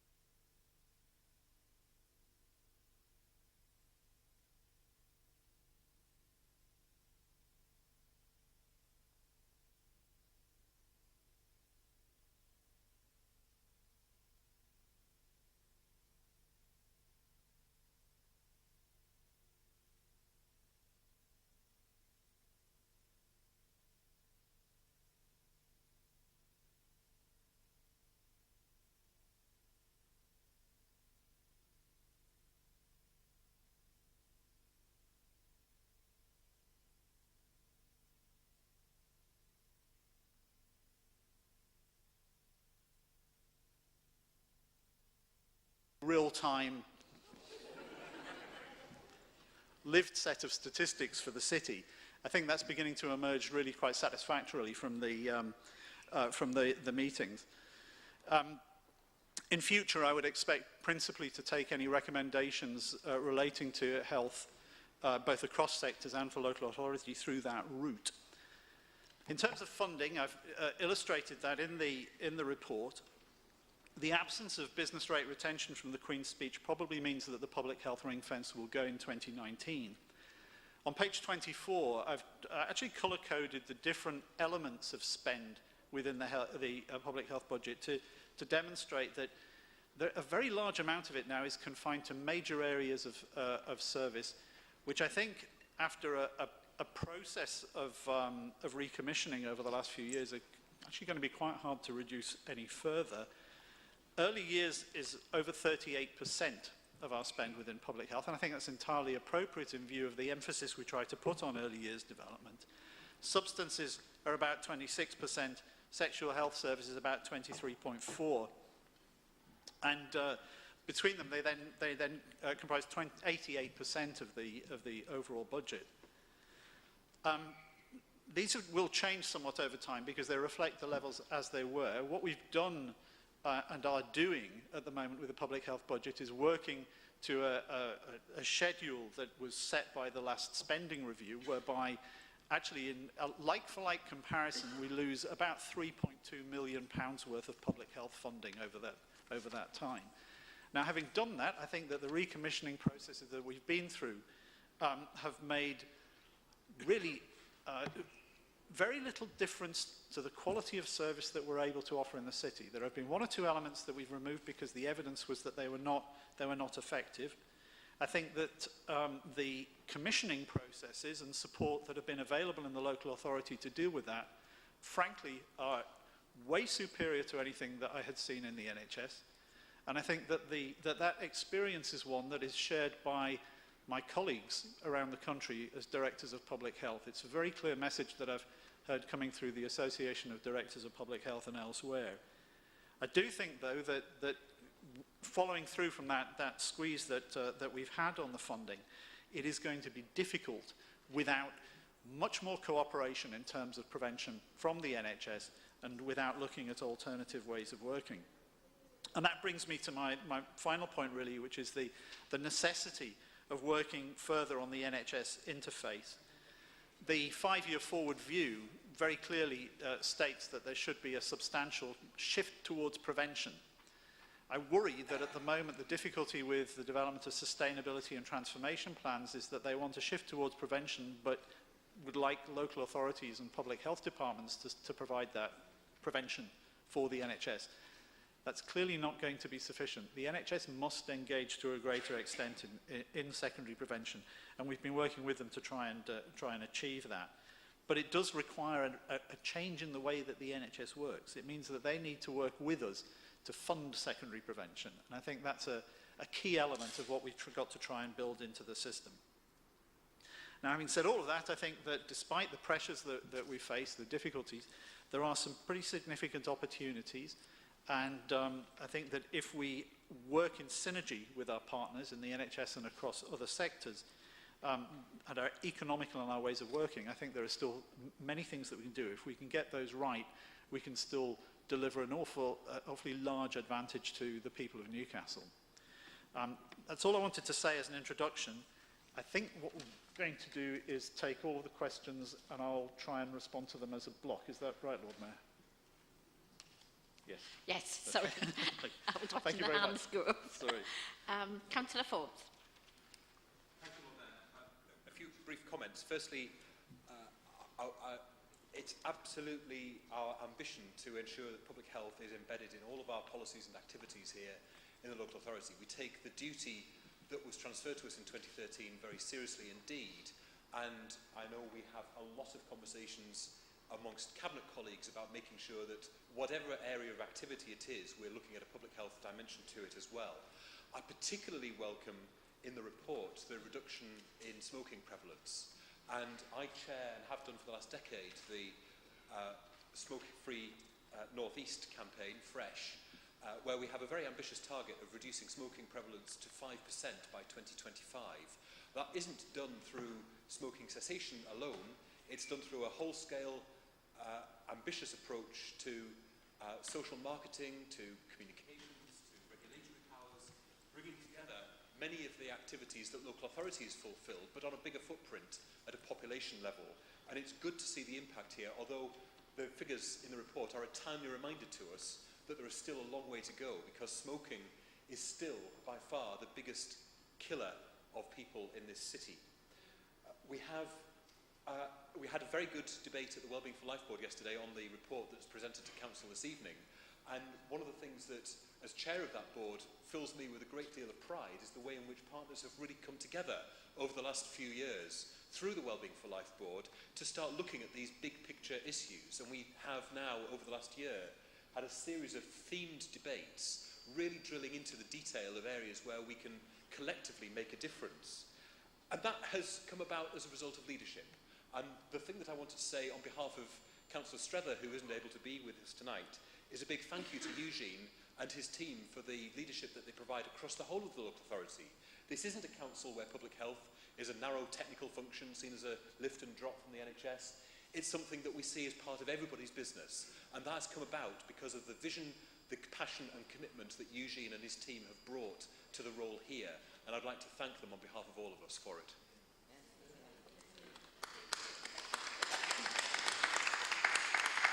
Councillor Taylor.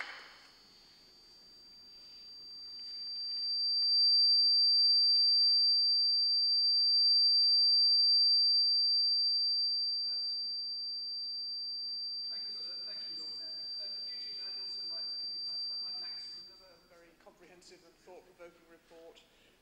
There's obviously some indicators that are very encouraging, such as the reduction in smoking and teenage pregnancies. There's others obviously moving in the wrong direction that you've highlighted, like the children killed and injured on our streets and sexually transmitted infections. Just a few brief questions. Obviously the Baby Clear programme is extremely impressive, and I just wondered if you had any other thoughts about another area we could tackle where an initiative might produce such a big impact. One of the worrying statistics is the obesity increase in 10 to 11-year-olds. And you rightly say that a lot of that is to do with social deprivation and things that perhaps we need to tackle on a wider basis, but that doesn't really explain why it's increasing, and I just wondered if you had any thoughts about why that was going up. And you make a very compelling case for secondary prevention. I just wondered what the response of the CCG had been to that, and whether you think there's ways of moving that forward. Thank you. Councillor Higgins. Councillor Higgins.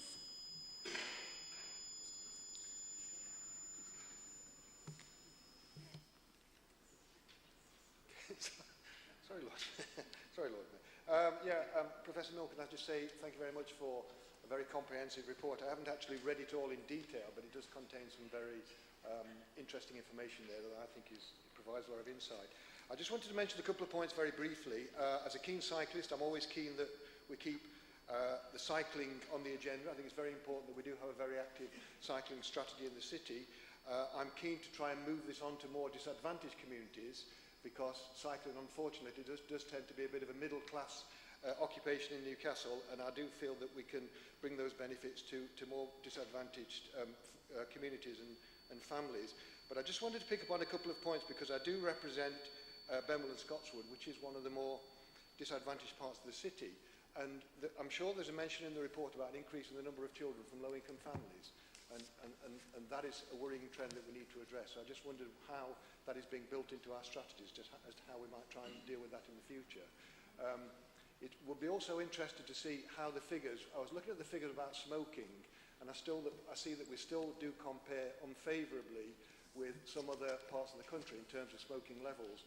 And I suspect that in areas like the one that I represent, it would be even disproportionately higher in terms of the number of people down there who are still smokers, particularly amongst younger people, and about whether we have any initiatives around that, or whether we are seeking to engage more in dealing with that in the future. And just a final point, one of the things that I have been doing through my employment is trying to encourage better health at work in terms of dealing with stress as regards the job that I do.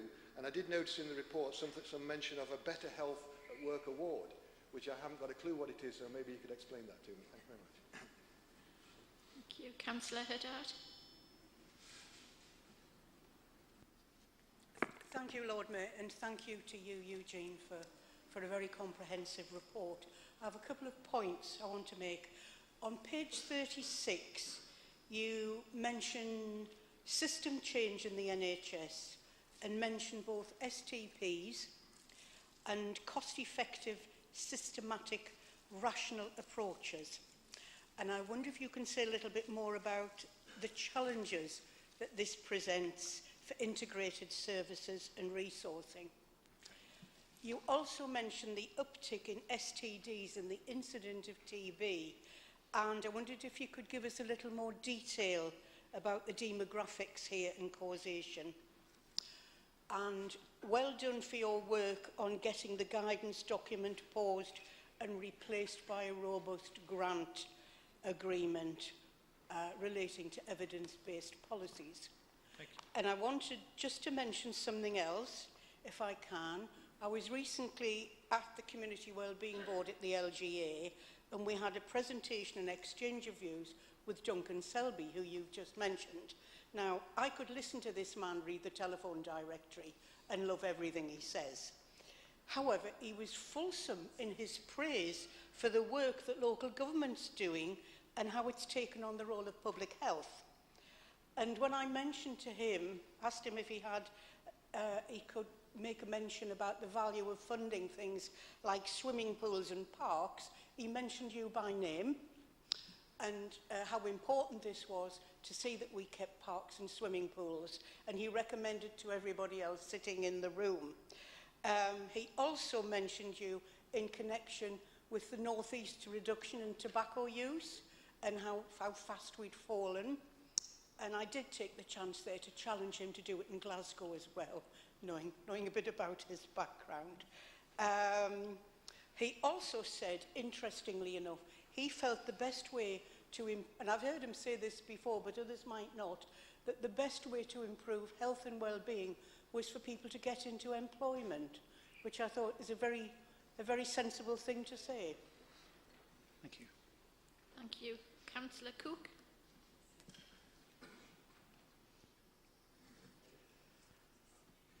Yes, thank you. Time and time again we see examples of changes in one budget having an impact in another.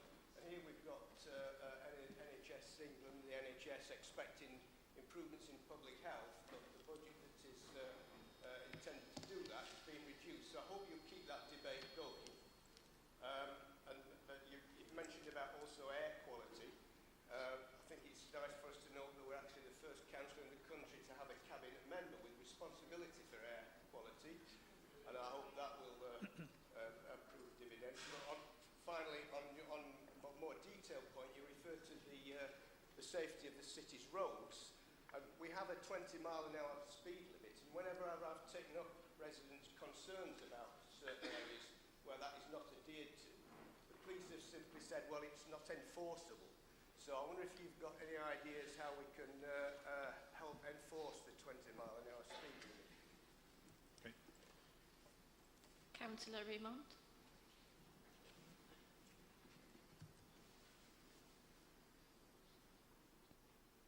Thank you, Lord Mayor, and thank you to Eugene for the report. It is a real skill to make really complex issues understandable, and I thank him for demonstrating that with this particular report. On page 9 of the report, and big page 27 for those with tablets, you mentioned that we continue to have an urban environment that's too risky for children, and it goes on to say the figure for children killed or seriously injured on roads in Newcastle was nearly 70% higher than the national average between 2013 and 2015.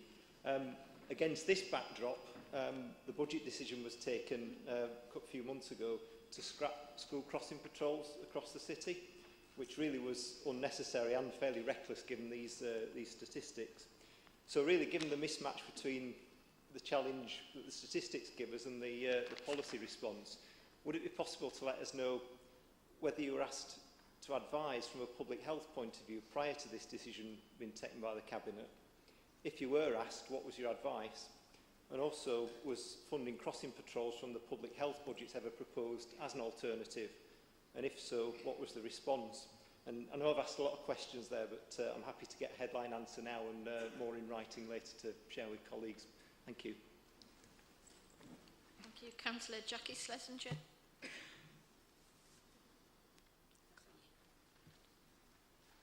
Thank you very much, Eugene. And as a member of the Wellbeing Board, I'm really very grateful and interested for all the things that we have discussed at the board over the years, and I have learnt an awful lot, I have to say, about the public health. There is just one small issue I'd like to ask you about, and that's about shingles.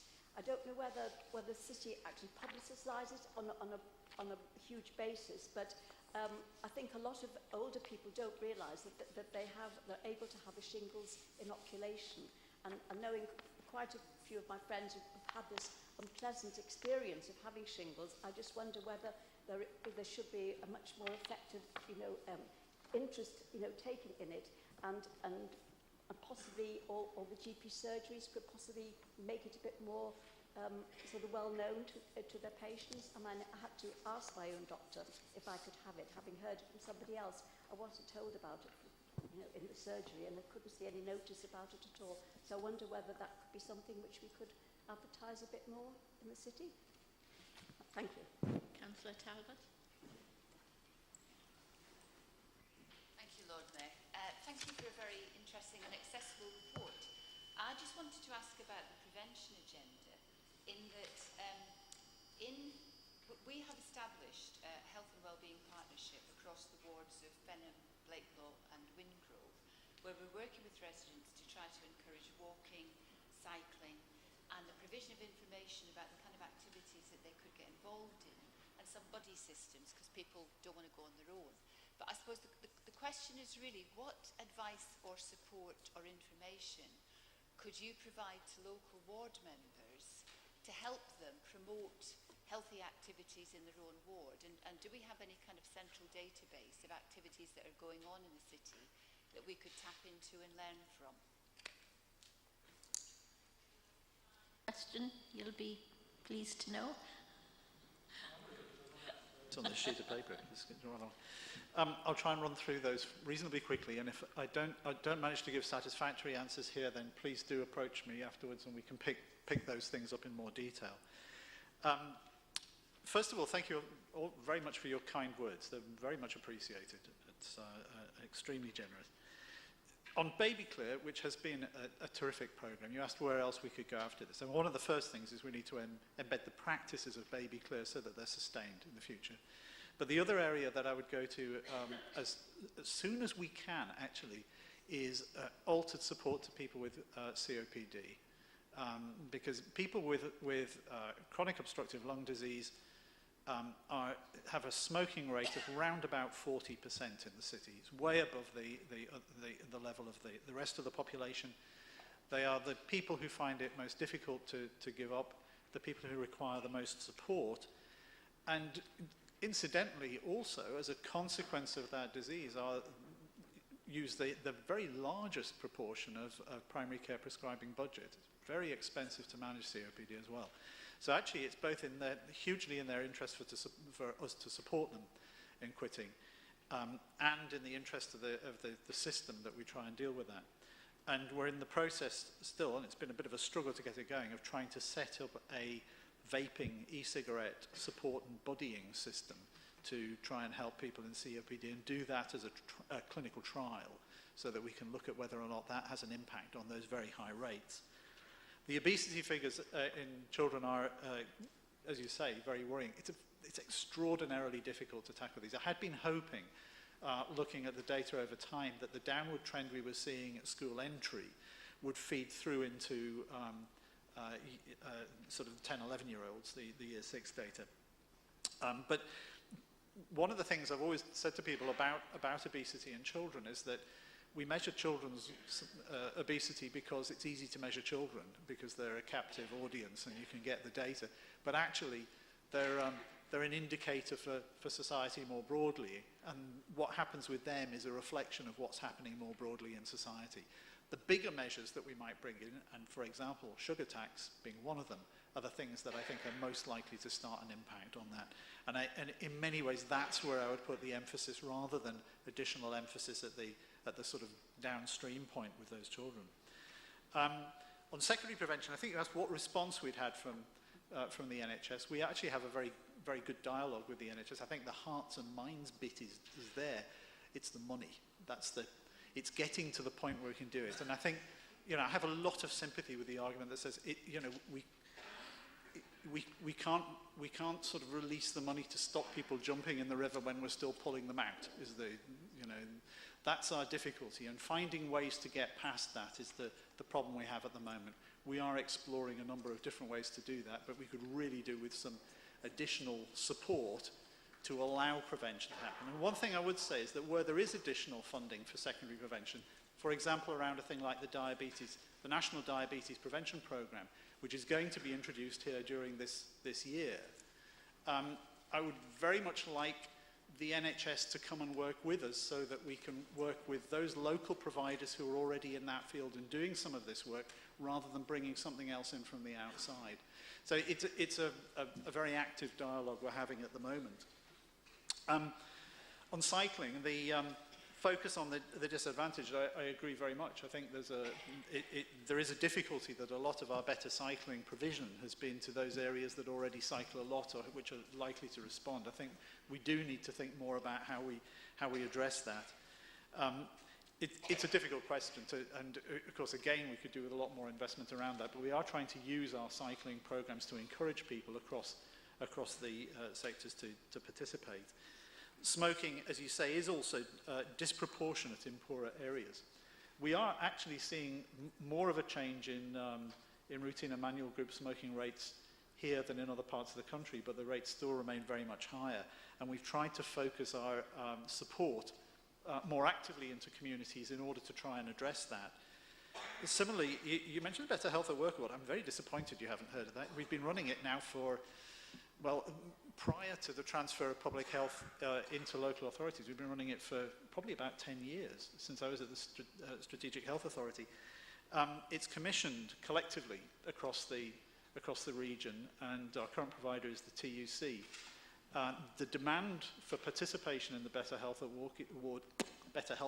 Work Award, as I understand from my colleagues, is actually going up fairly rapidly at the moment. We've got a lot of interest, and in truth, I see that as being a vehicle for us working into workplaces to a much greater extent over coming years. So we're looking at ways that we can support that better, and particularly at the moment, we're looking at how we might get mental health support into place through the Better Health at Work approach.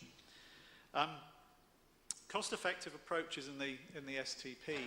Last year, I took a paper to the CCG identifying a number of candidate pathways that we ought to start with that I think would bring about a fairly rapid return in terms of prevention or alternative pathways to existing treatments. An example of how that would work is, for example, if you have a tear in the cartilage in your knee, the evidence is that an exercise program gives you every bit as good a result as surgery, and also has the benefits that you're taking exercise, which knocks on to other areas of your health. If we were to systematically make that kind of approach available, we can cut out the need for those patients to progress to surgery. One of our difficulties has been with this sort of thing, and this is kind of the point that I was trying to make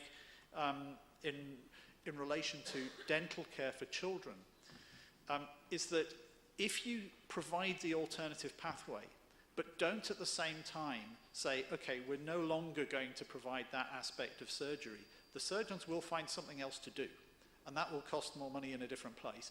And we have seen that over and over again. We have to look at both sides of the equation in order to deal with that. But I think there are a number of key pathways that we could put into place that I think would have a relatively rapid turnaround on investment in terms of prevention. The TB question is quite a complicated report on TB that just arrived at me, and I think it'd probably be better if we shared that subsequently if you want to see more of the detail. I don't think anything about the demographics would surprise you. At the moment, it's tending to be among immigrants, asylum seekers, and poor end of society. It's the things you would expect. I'm very pleased to hear that Duncan Selby is on side with what we've been doing. It is very helpful to have his support over some of those things. And in relation to parks, one of the things that I do want to do is ensure that Public Health England stays close to us on looking at the objectives around parks, because I think it's necessary that we ensure a close relationship between what we do with our parks and the delivery of support for well-being and health in the city.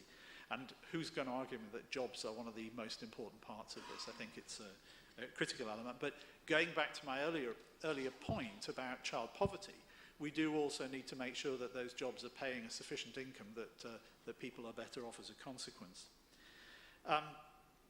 Comments on budget and air quality, Councillor Cook. Yes, these are a huge issue. The 20-mile-per-hour limit, I think, is terribly important. Enforcement, difficult question, because, of course, some of the enforcement measures also cost as well.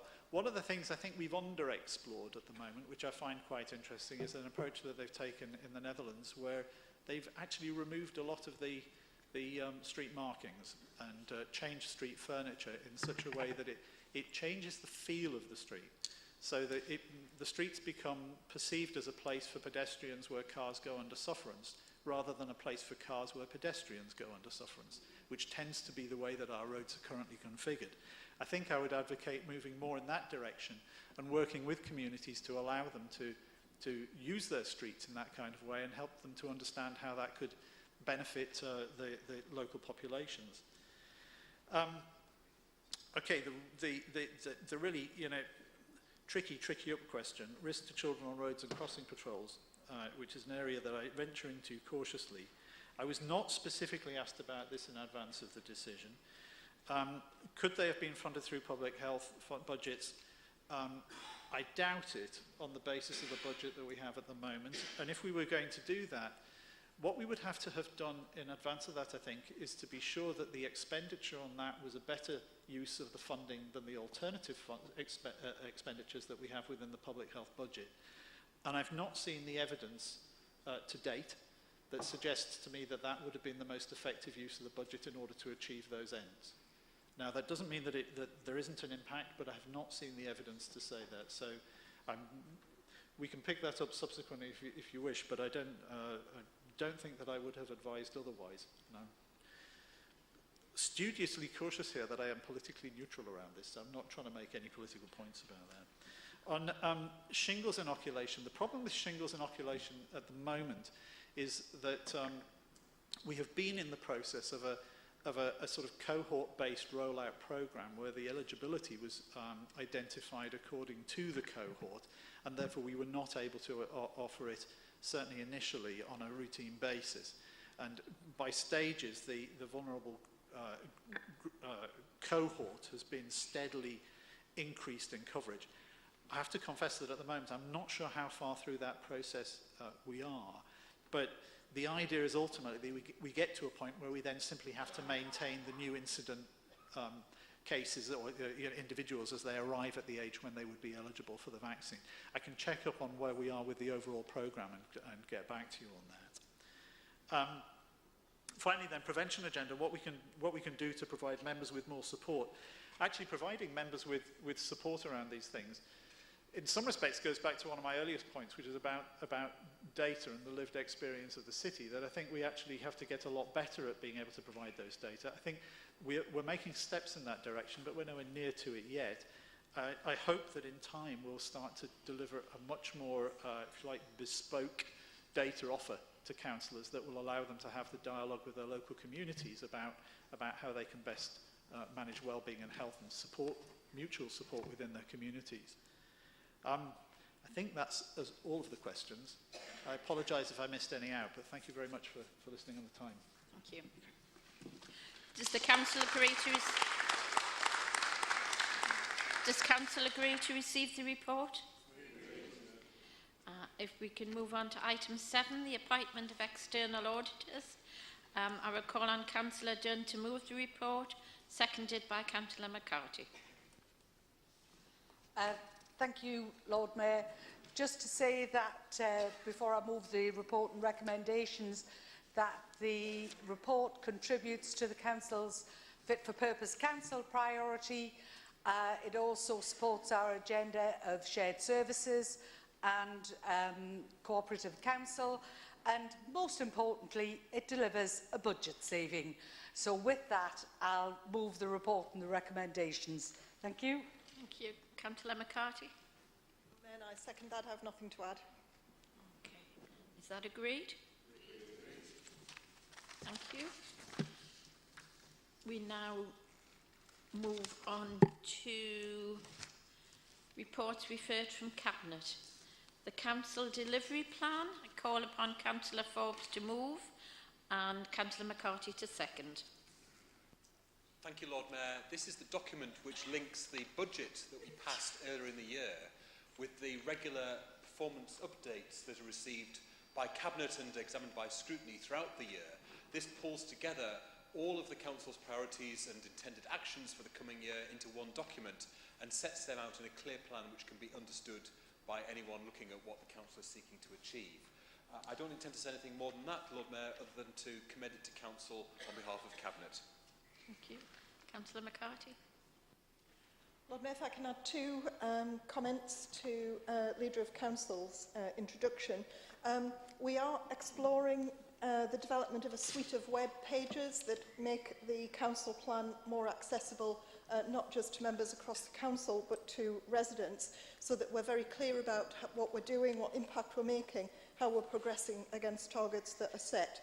And Lord Mayor, secondly, we are relating the Council plan much more directly from now to individual members of staff, my conversations that they have in terms of their own priorities and their appraisal, so that the individual members of staff of the Council can see much more clearly their contribution to the Council's work. So hope the Council will approve that. Thank you. Thank you. Councillor Ashby. Lord Mayor, it always worries me when delivery plans follow on from the budget. Wouldn't it make more sense if the plan came first, and then we could see how the budget intends to deliver it? The plan's based around four very general overall priorities. A few years ago, there was a report to Cabinet which listed around 100 very specific priorities. Is this still produced, and can councillors see it? If not, why was it dropped? And is the short and general easier to deal with than the long and specific? Should there not, I think Councillor McCarthy started to mention that, with a consultation plan as part of the delivery plan report, so that members can know how each target activity is socialised with wider audiences on whom it impacts. And on the specifics, why haven't members been consulted on the number and location of these new large bins? We understand some members have been told, not consulted, about what's happening locally in their wards, and it will be an indictment to this Labour administration if the first members know about the implementation of this misguided policy, is bins being loaded onto on the back of lorries for removal. Thank you. Councillor Huddart. Thanks, Lord Mayor. It's just something rather quick on page 57. Now, I think there must be some typo here, because it says, we are a diverse city. 13.4% were born outside of the UK, and 5.9% of households have no people who have English as their main language. Now, I'm not very good with numbers, but that means 94.1% do. Can that be looked at as a typo and corrected? Thanks. Can I call on Councillor Forbes to reply, please? Perhaps some of the confusion amongst members, this is a strategic document. If members have issues of detail about individual portfolio areas of responsibility, then there are other mechanisms to raise those. This document sets out broad strategic direction of travel and priorities, which, as the Deputy Leader has said, enables people to have those embedded in their performance and management discussions with their team leaders. It's designed to clarify and streamline the process by which people working in the organisation can understand the role that they contribute to the wider council's priorities. And it is a one of the documents which translates the clear 4 politically determined priorities of the Council into day-to-day action on the ground. We are a diverse city. Diversity isn't represented by weight of numbers. Diversity is represented by people from different backgrounds and cultures and faiths. It doesn't really matter how many there are. What matters more is how well we all get on with each other. So I would have thought that Councillor Huddart would be better to focus on the efforts we're making around building community cohesion than the statistics that she seeks to draw attention to. Thank you. Do Council agree? Do they approve the Council Delivery Plan 2017-18? Yeah. Right, so the next report is changes to the Council's procurement procedure. I call upon Councillor Dunn to move the report, seconded by Councillor McCarthy.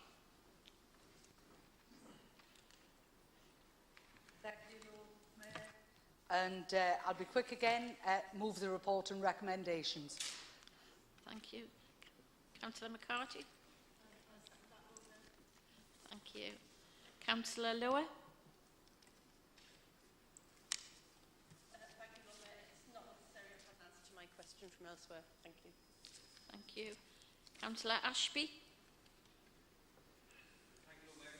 In brief, can we be assured that within this plan there's nothing which detracts from the excellent policies that we've pursued in the past, which enable local businesses to bid for contracts with Newcastle City Council and indeed on an increasing level over the years?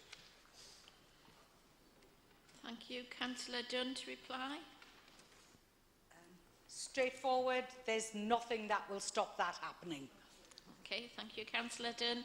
Does Council agree to adopt the revised procurement procedure as recommended? Great, thank you. We have received 2 questions marked for oral reply, which under Standing Order 9A are deemed to have been put. Councillor McGuinness to reply to the question from Councillor Huddart. I'd like to thank Councillor Huddart for drawing attention to the European Year of Culture 2018. The aims of the European Year of Culture and Heritage is to encourage people to explore Europe's rich and diverse cultural heritage, celebrate, understand and protect the unique values and reflect on the place that cultural heritage occupies in our lives. The year is described as an unprecedented year of events and celebrations which will see activities and initiatives all around Europe to get people interested and involved in cultural heritage. One of these events, and one which we've been lucky enough to win, is the Great Exhibition of the North. This will be the largest event in England in 2018. It will attract international media attention and an international audience. And most importantly for us, I think, it will focus largely on Newcastle and Gateshead as well as the wider North. The focus of the Great Exhibition is to tell a dramatic story of the way that the North is imaginative and powerful. It will instill a local pride, it will draw that out in our people, and it will inspire people to pursue exciting lives and careers in the North.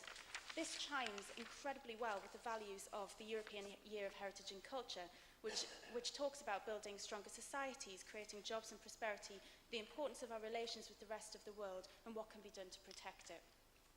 As I said, we've already won this bid, and the Newcastle Gateshead Initiative are collating and curating this event for us. We already have a significant amount of funding from government, and we remain open-minded about how we're going to match this funding. Some of it will come from commercial partners, and European cultural funding will be considered, but currently ERDF funding is looking a little bit more of a promising source according to NGI. Thank you.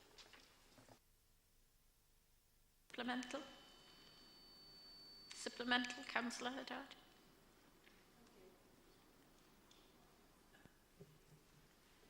Thank you, Lord Mayor. Maybe I didn't pick that up because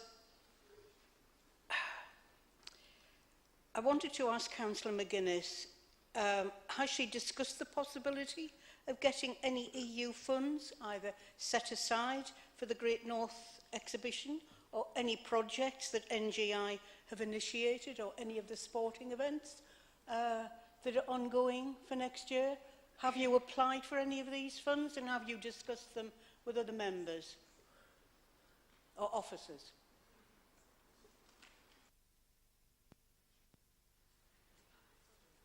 Oh, it's on. We remain open-minded about sources of funding. We have discussed this with NGI, who are curating and collaborating on the event with us and are the ones who will apply for funding.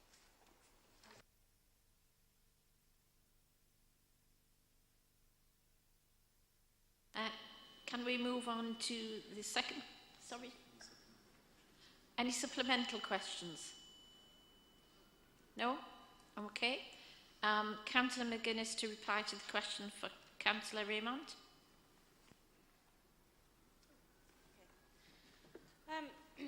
Thank you for your question, Councillor Raymond.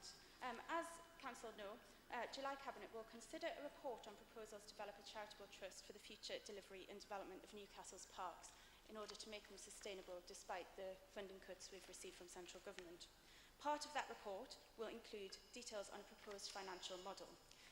In the detail of that, and in some of the information that has been provided to both groups and in working groups held over the last 2 days actually, which I'd like to thank members for attending, it's been really, really useful, you'll see that there have been discussions about an endowment.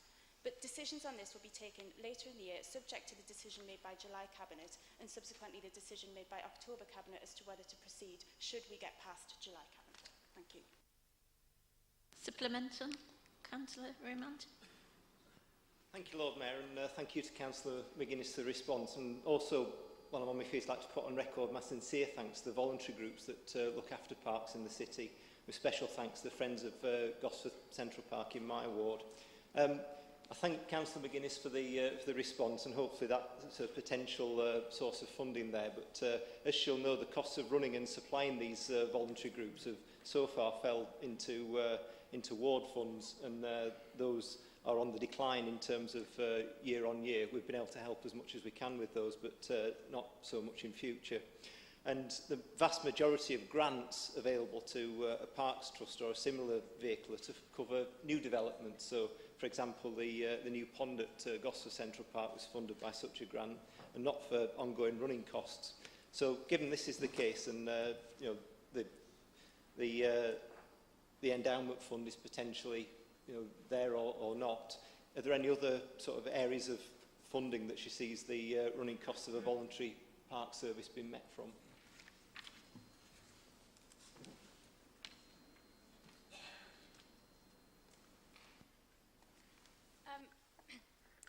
So, I don't know that these two things entirely match up. Obviously, we've had to look in depth at the cost of running the parks. We've had a significant budget cut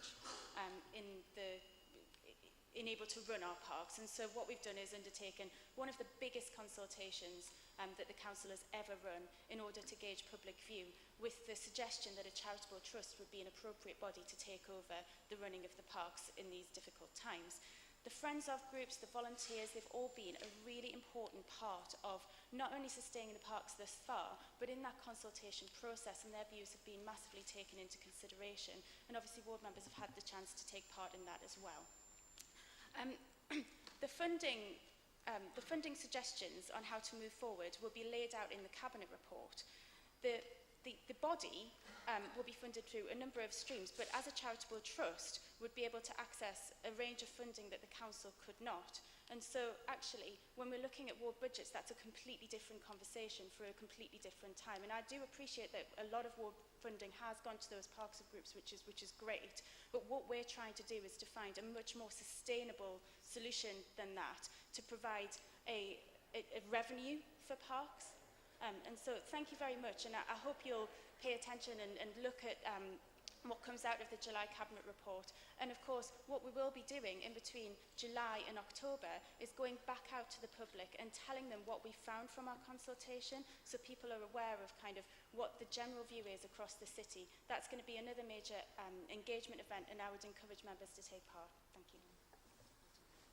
Any more supplementals? No? Thank you. If we can now move on to the Leader of Council's Cabinet report. Councillor Forbes, please. Thank you, Lord Mayor. I appreciate, given the time, I will assume that members will have read the report. I thank scrutiny members for their very constructive and probing questions when I met with them last week.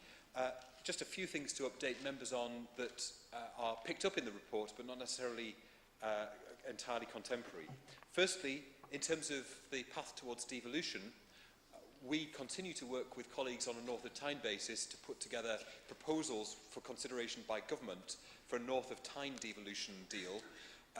I met with the other leaders with the new Northern Powerhouse Minister yesterday to try to get a sense of the timetable that the government would be prepared to work at. Clearly there are still some big questions, like the potential size of any investment funds that would be on offer. They still need to be negotiated. And I impressed upon the Minister the need for an announcement, if possible, this side of the parliamentary recess over the summer, because otherwise we'll start to lose momentum, and it would be a great shame if we were left behind, not through any lack of will at a local level, but because of tardiness by central government, because they haven't fully got their heads around what they need to do in order to deliver it. So I hope members will understand and appreciate that we continue to press our case around devolution, and the change of control in Northumberland hasn't altered the commitment at all from the North of Tyne authorities. We know from the Queen's speech the shape of the government's approach to Brexit in terms of legislation, and there have been quite a lot of conversations, discussions, engagement events in the city since the referendum result last year, as we've sought to engage with people about the potential impact.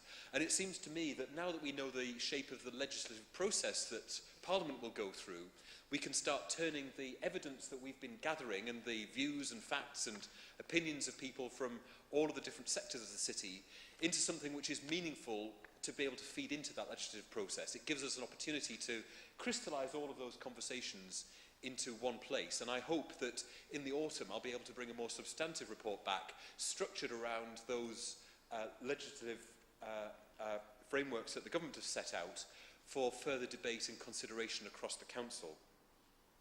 One of the things that the Scrutiny Committee, Overview and Scrutiny Committee asked me about was, what am I most proud about? And I did choose two different things. Firstly, I am immensely proud about the way that the council continues to do its utmost to protect people from the impact of austerity.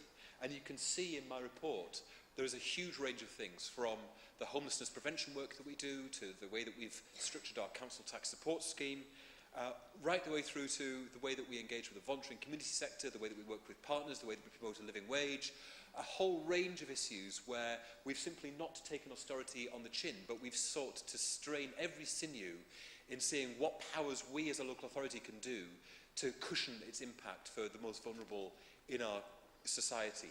And I think that's a really profound statement about our values in action here in Newcastle.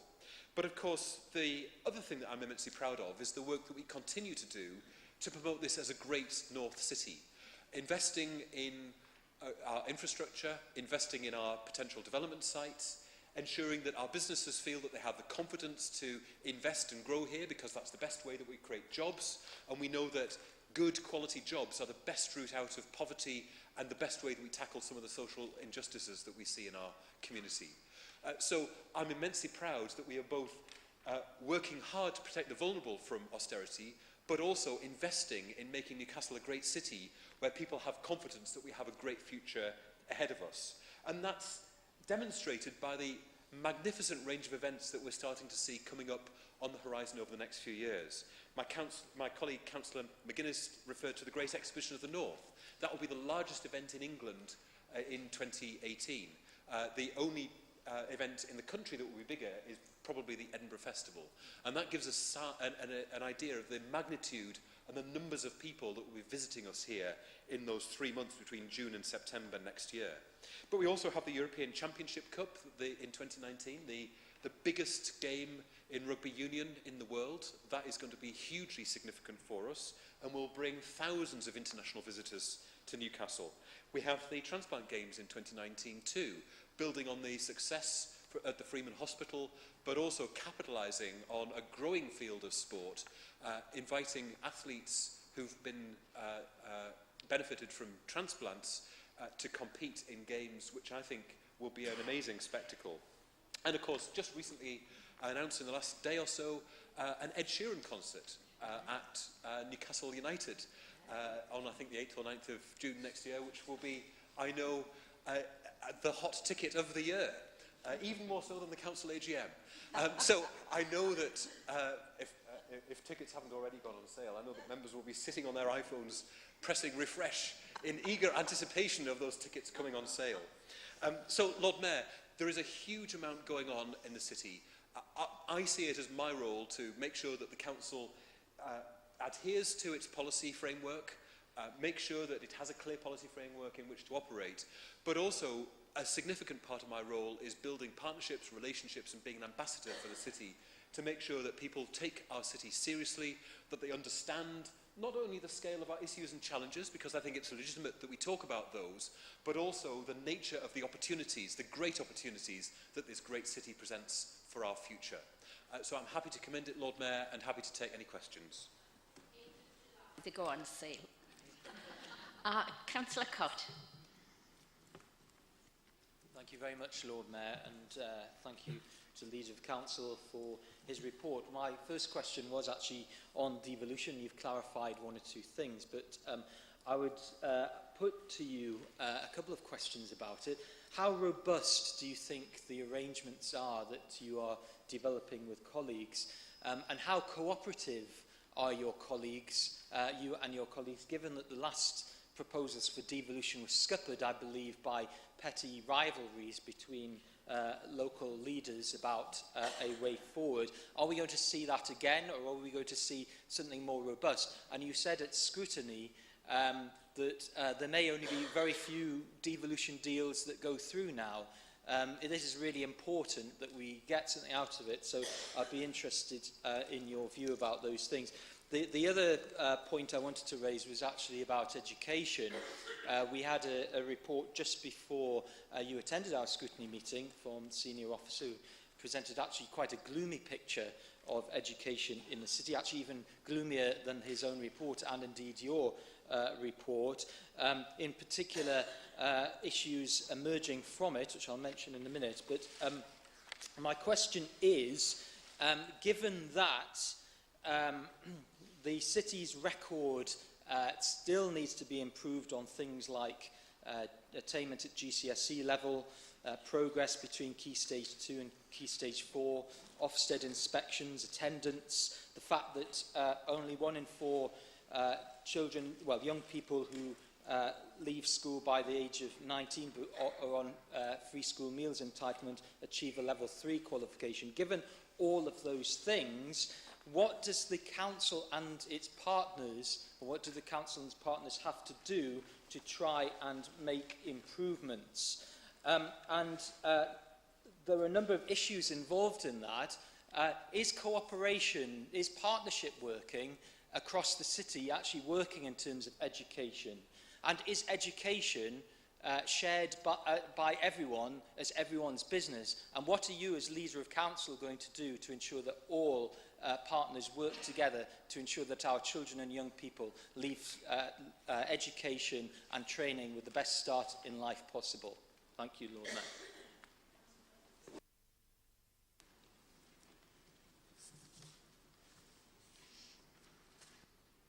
Thank you, Lord Mayor. And I'd like to associate myself first with the Leader of Council's comments on council staff that he put in the report. They do an excellent job and are a credit to our great city. Councillor Forbes included plenty of stats, financial details, key performance indicators in his report. But his comments on page 117 around commercial services stand out in this context for their brevity and lack of numbers, lack of anything really. Given the only credible key performance indicator for this area is net profit, and there is no other reason that we do these things, can Councillor Forbes please let Council know how much net profit for the 6-month period the significant progress he alludes to is? Thank you.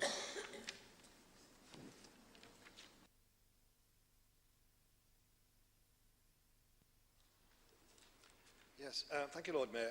Can I thank Leader of Council for, again, a very positive report, and for the very energetic way that he represents the interests of our city, which I think is commendable.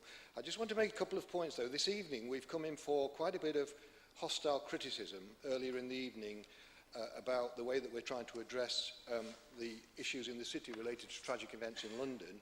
And I noticed that was enthusiastically supported by the party opposite, those criticisms, and also that I noticed that Councillor Raymond didn't miss an opportunity to try and make mischief over the issue of school crossing patrols, which again was a difficult budget decision. But does Leader of Council agree with me that one of the biggest issues that we're still having to address is the huge funding cuts that were imposed by the coalition government that are still impacting on our services, and in which the party opposite played such a prominent role during their time in coalition government, and they shouldn't forget that fact. So I just wondered if Leader of Council would like to address that point with me.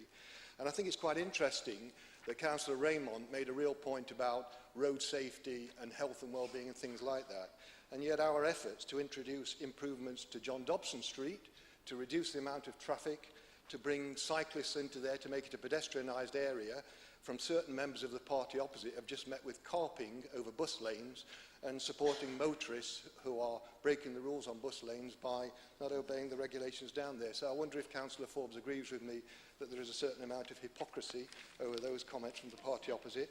And the final point I'd like to make, and I'm sure it was an oversight on Councillor Forbes' part, about the wonderful sporting events that we have in the city, that he didn't mention the Magic Weekend. So I just like to, how can I miss such an opportunity? So I just want to support him really in saying that how wonderful it is to have these sporting events that not only raise the profile of the city, but bring such wonderful economic benefits. And I'd like to see that continued in the years ahead. We've had Magic Weekend now 3 times. Have we 3 times? Yes. Let's go for a 4th then. Okay, thanks very much, Lord. Thank you. Stone. I regret to advise Councillor Forbes that I shall not be rushing for Ed Sheeran tickets. I'm very sorry about that. 2 questions, if I may. One was on the Leeds report alluded to the Queen's speech and some legislation in it, particularly about an omission in the Queen's speech, which is about the issue of business rates. I wonder if he can give any thoughts about what he feels the impact of the business rate situation currently is, and what this will mean for the authority going forward. My second question was on the transport section of his report. There's a bit in there about the new appointment of the new cabinet member for air quality, and there's also bits in there about plans for buses. I was wondering if Councillor Forbes would take the opportunity to agree with me that there needs to be some forward thinking in terms of introducing of low emission buses, not just in Newcastle, but obviously given his combined authority capacity, perhaps on a wider basis than that. I recognise that there is a cost to doing that. I recognise that there are technical issues associated with doing that, but does he agree with this side of the chamber that we set a target going forward, perhaps for 2025, to introduce low emission buses throughout the city centre at least, and potentially beyond that as well if we can? A cook.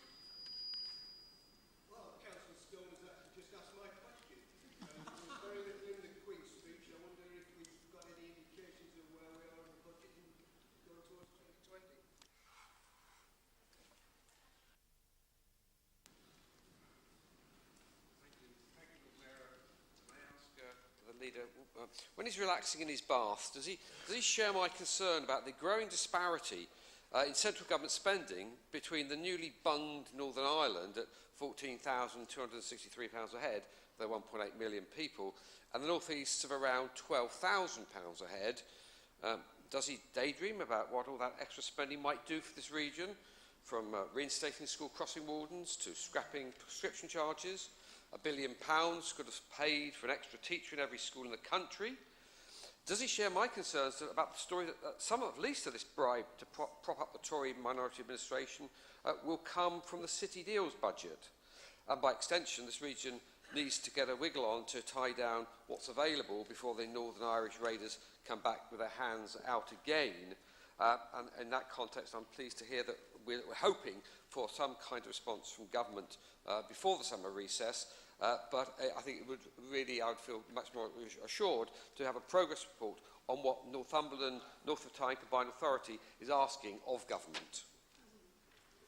Okay, thank you. I think that's all the questions, Councillor Forbes. pick my way through that smorgasbord of issues. Firstly, Councillor Cott, and actually I may not respond to each individual member because I'll try and pick these in themes. Firstly, on the issue broadly around devolution, I am as convinced as I can be that there is a very firm commitment from the three authorities north of Tyne to make a devolution deal work. Obviously, it's subject to a number of caveats. It's subject to the government giving us a deal which is significantly of sufficient magnitude that it's worth our while to go for it. It's subject to a governance scheme being put in place. And in fact, the technical way the previous deal fell down was on the lack of consultation on a governance scheme. And I'm determined that if we get to the stage where we publish a governance scheme for consultation, that the scheme itself will be robust enough to be able to answer people's queries about how the governance would work within a mayoral combined authority. Councillor Cott is absolutely right. Our intelligence is that there are very few places that will now get any kind of devolution deal. The government seems to be limiting their options in terms of where might get them.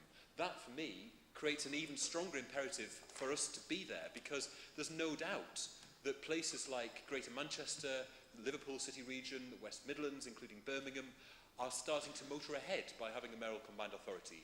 They're first in the queue when it comes to talking to government about what will replace regional structural funds, for example, when we exit the European Union. They're first in the queue when it comes to things like how regional growth fund priorities will be structured.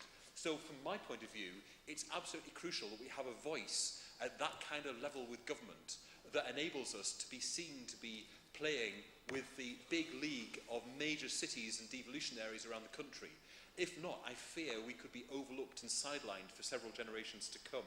So getting it right is going to be absolutely crucially important. And of course, members may not know, but part of the deal that we are asking for, and part of the content of the deal we're asking for, and this has been shaped by the conversations that I've had in a range of different ways with members, is around some kind of educational challenge similar to the London Schools Challenge.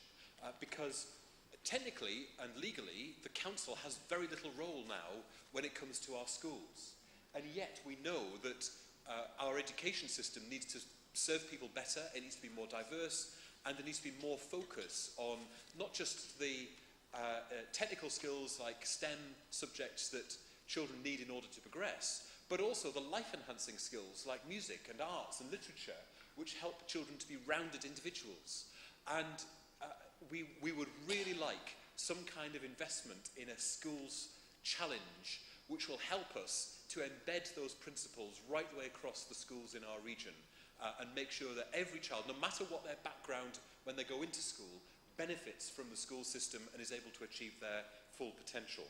And I want in this section, Lord Mayor, if I may, just to pay tribute to the outgoing Cabinet Member for Children and Young People, Councillor Kingsland, who has been an extraordinarily talented Cabinet Member and a huge friend and advocate of children and young people in the city, a very diligent, hard-working Cabinet Member.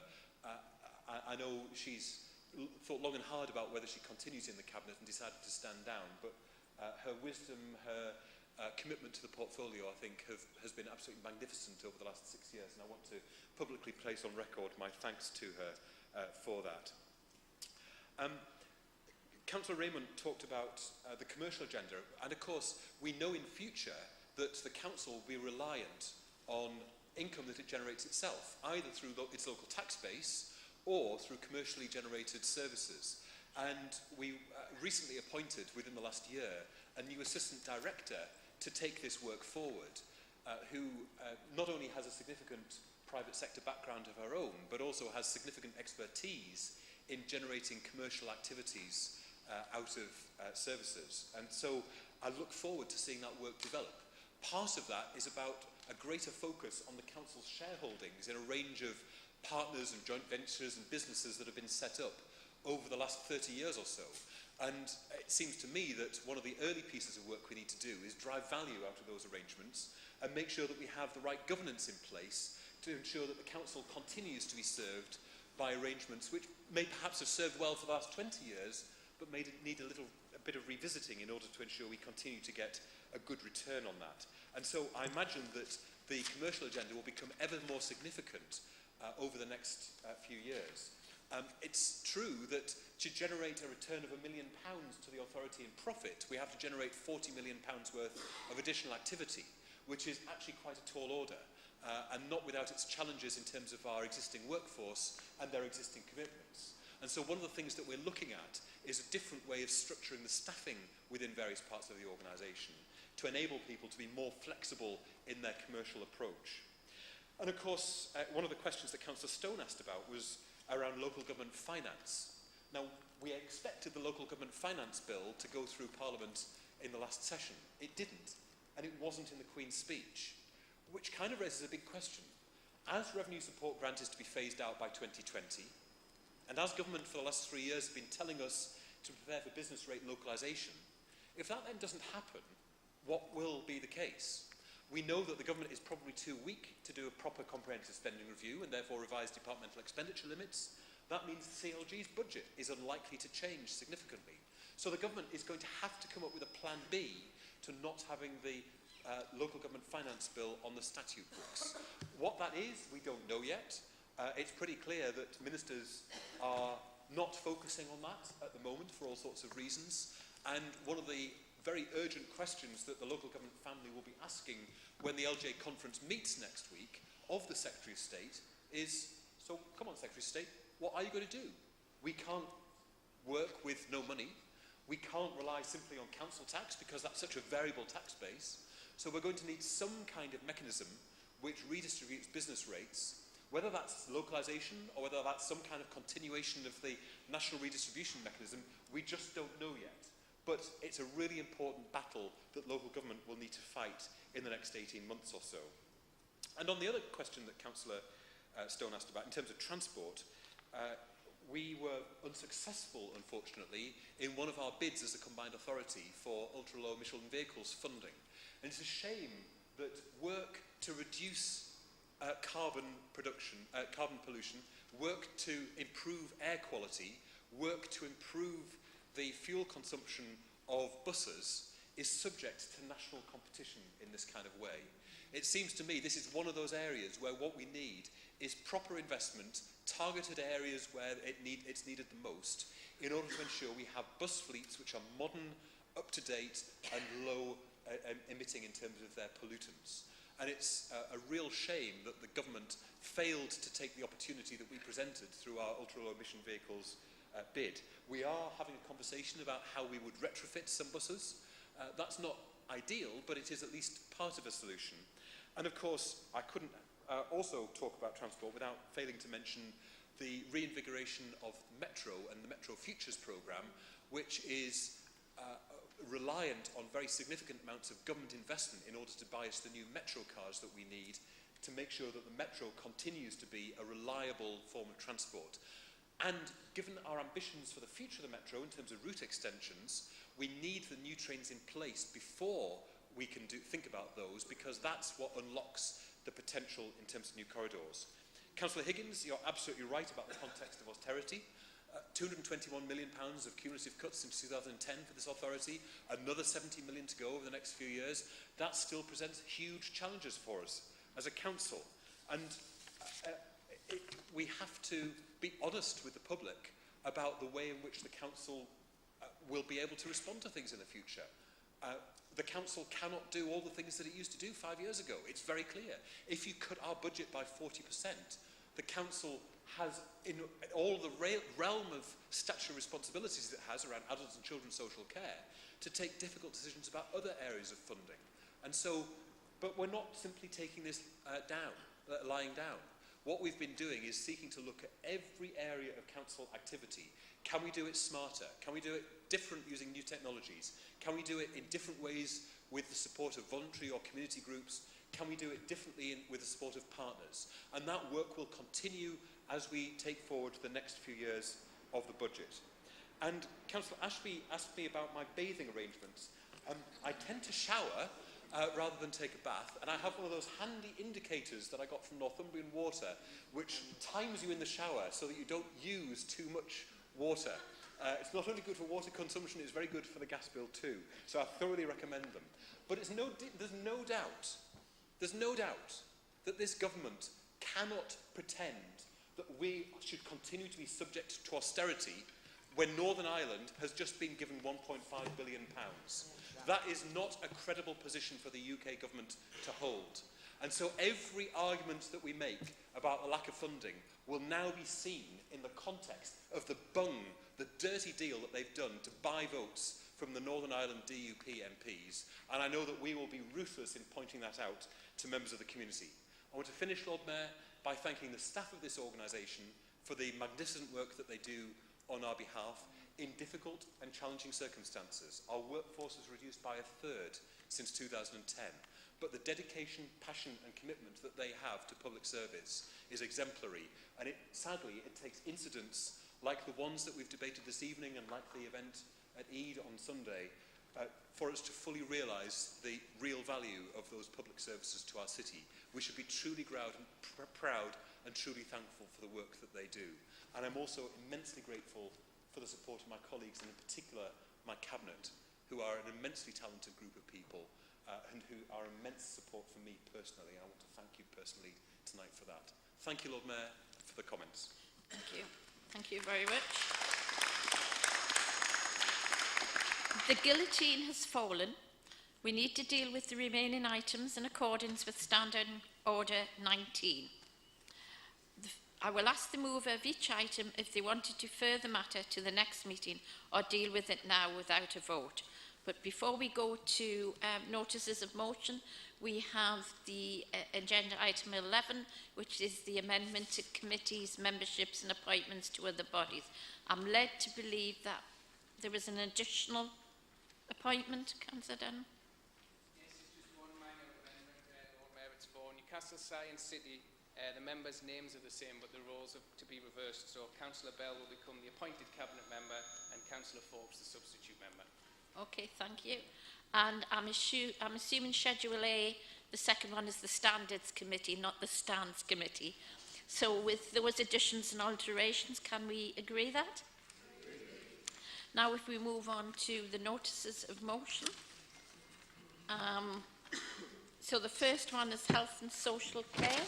Could I ask Councillor Taylor if she wants to deal with it now or leave it to the next meeting, which will be September? Thank you, Lord Mayor. I'm very disappointed for the third time we've failed to have time to debate this motion, but I think really we should now deal with it straight away, so I'll put the motion. That's fine. Right, you have to excuse me, it's the first time I've done this, so I just want to make sure I get it right. Could I have it seconded, please? Thank you. Can I then ask for the amendment to be moved? And can I ask for the amendment to be seconded? Thank you, Councillor Schofield. Is the amendment agreed? Thank you. So is then the amended motion agreed? Thank you. The second one, the notice of motion modern day slavery. Councillor Huddart. I too am rather disappointed that we've not had the opportunity to debate this, because it is an issue I've been involved with and I think it's important, but I will accept the amendment and not take this forward again till September or whenever the next meeting is. Okay, so can I have the original motion seconded by Councillor Taylor? Yeah, fine.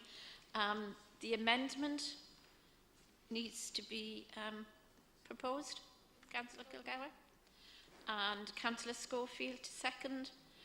Do we then agree the motion as amended?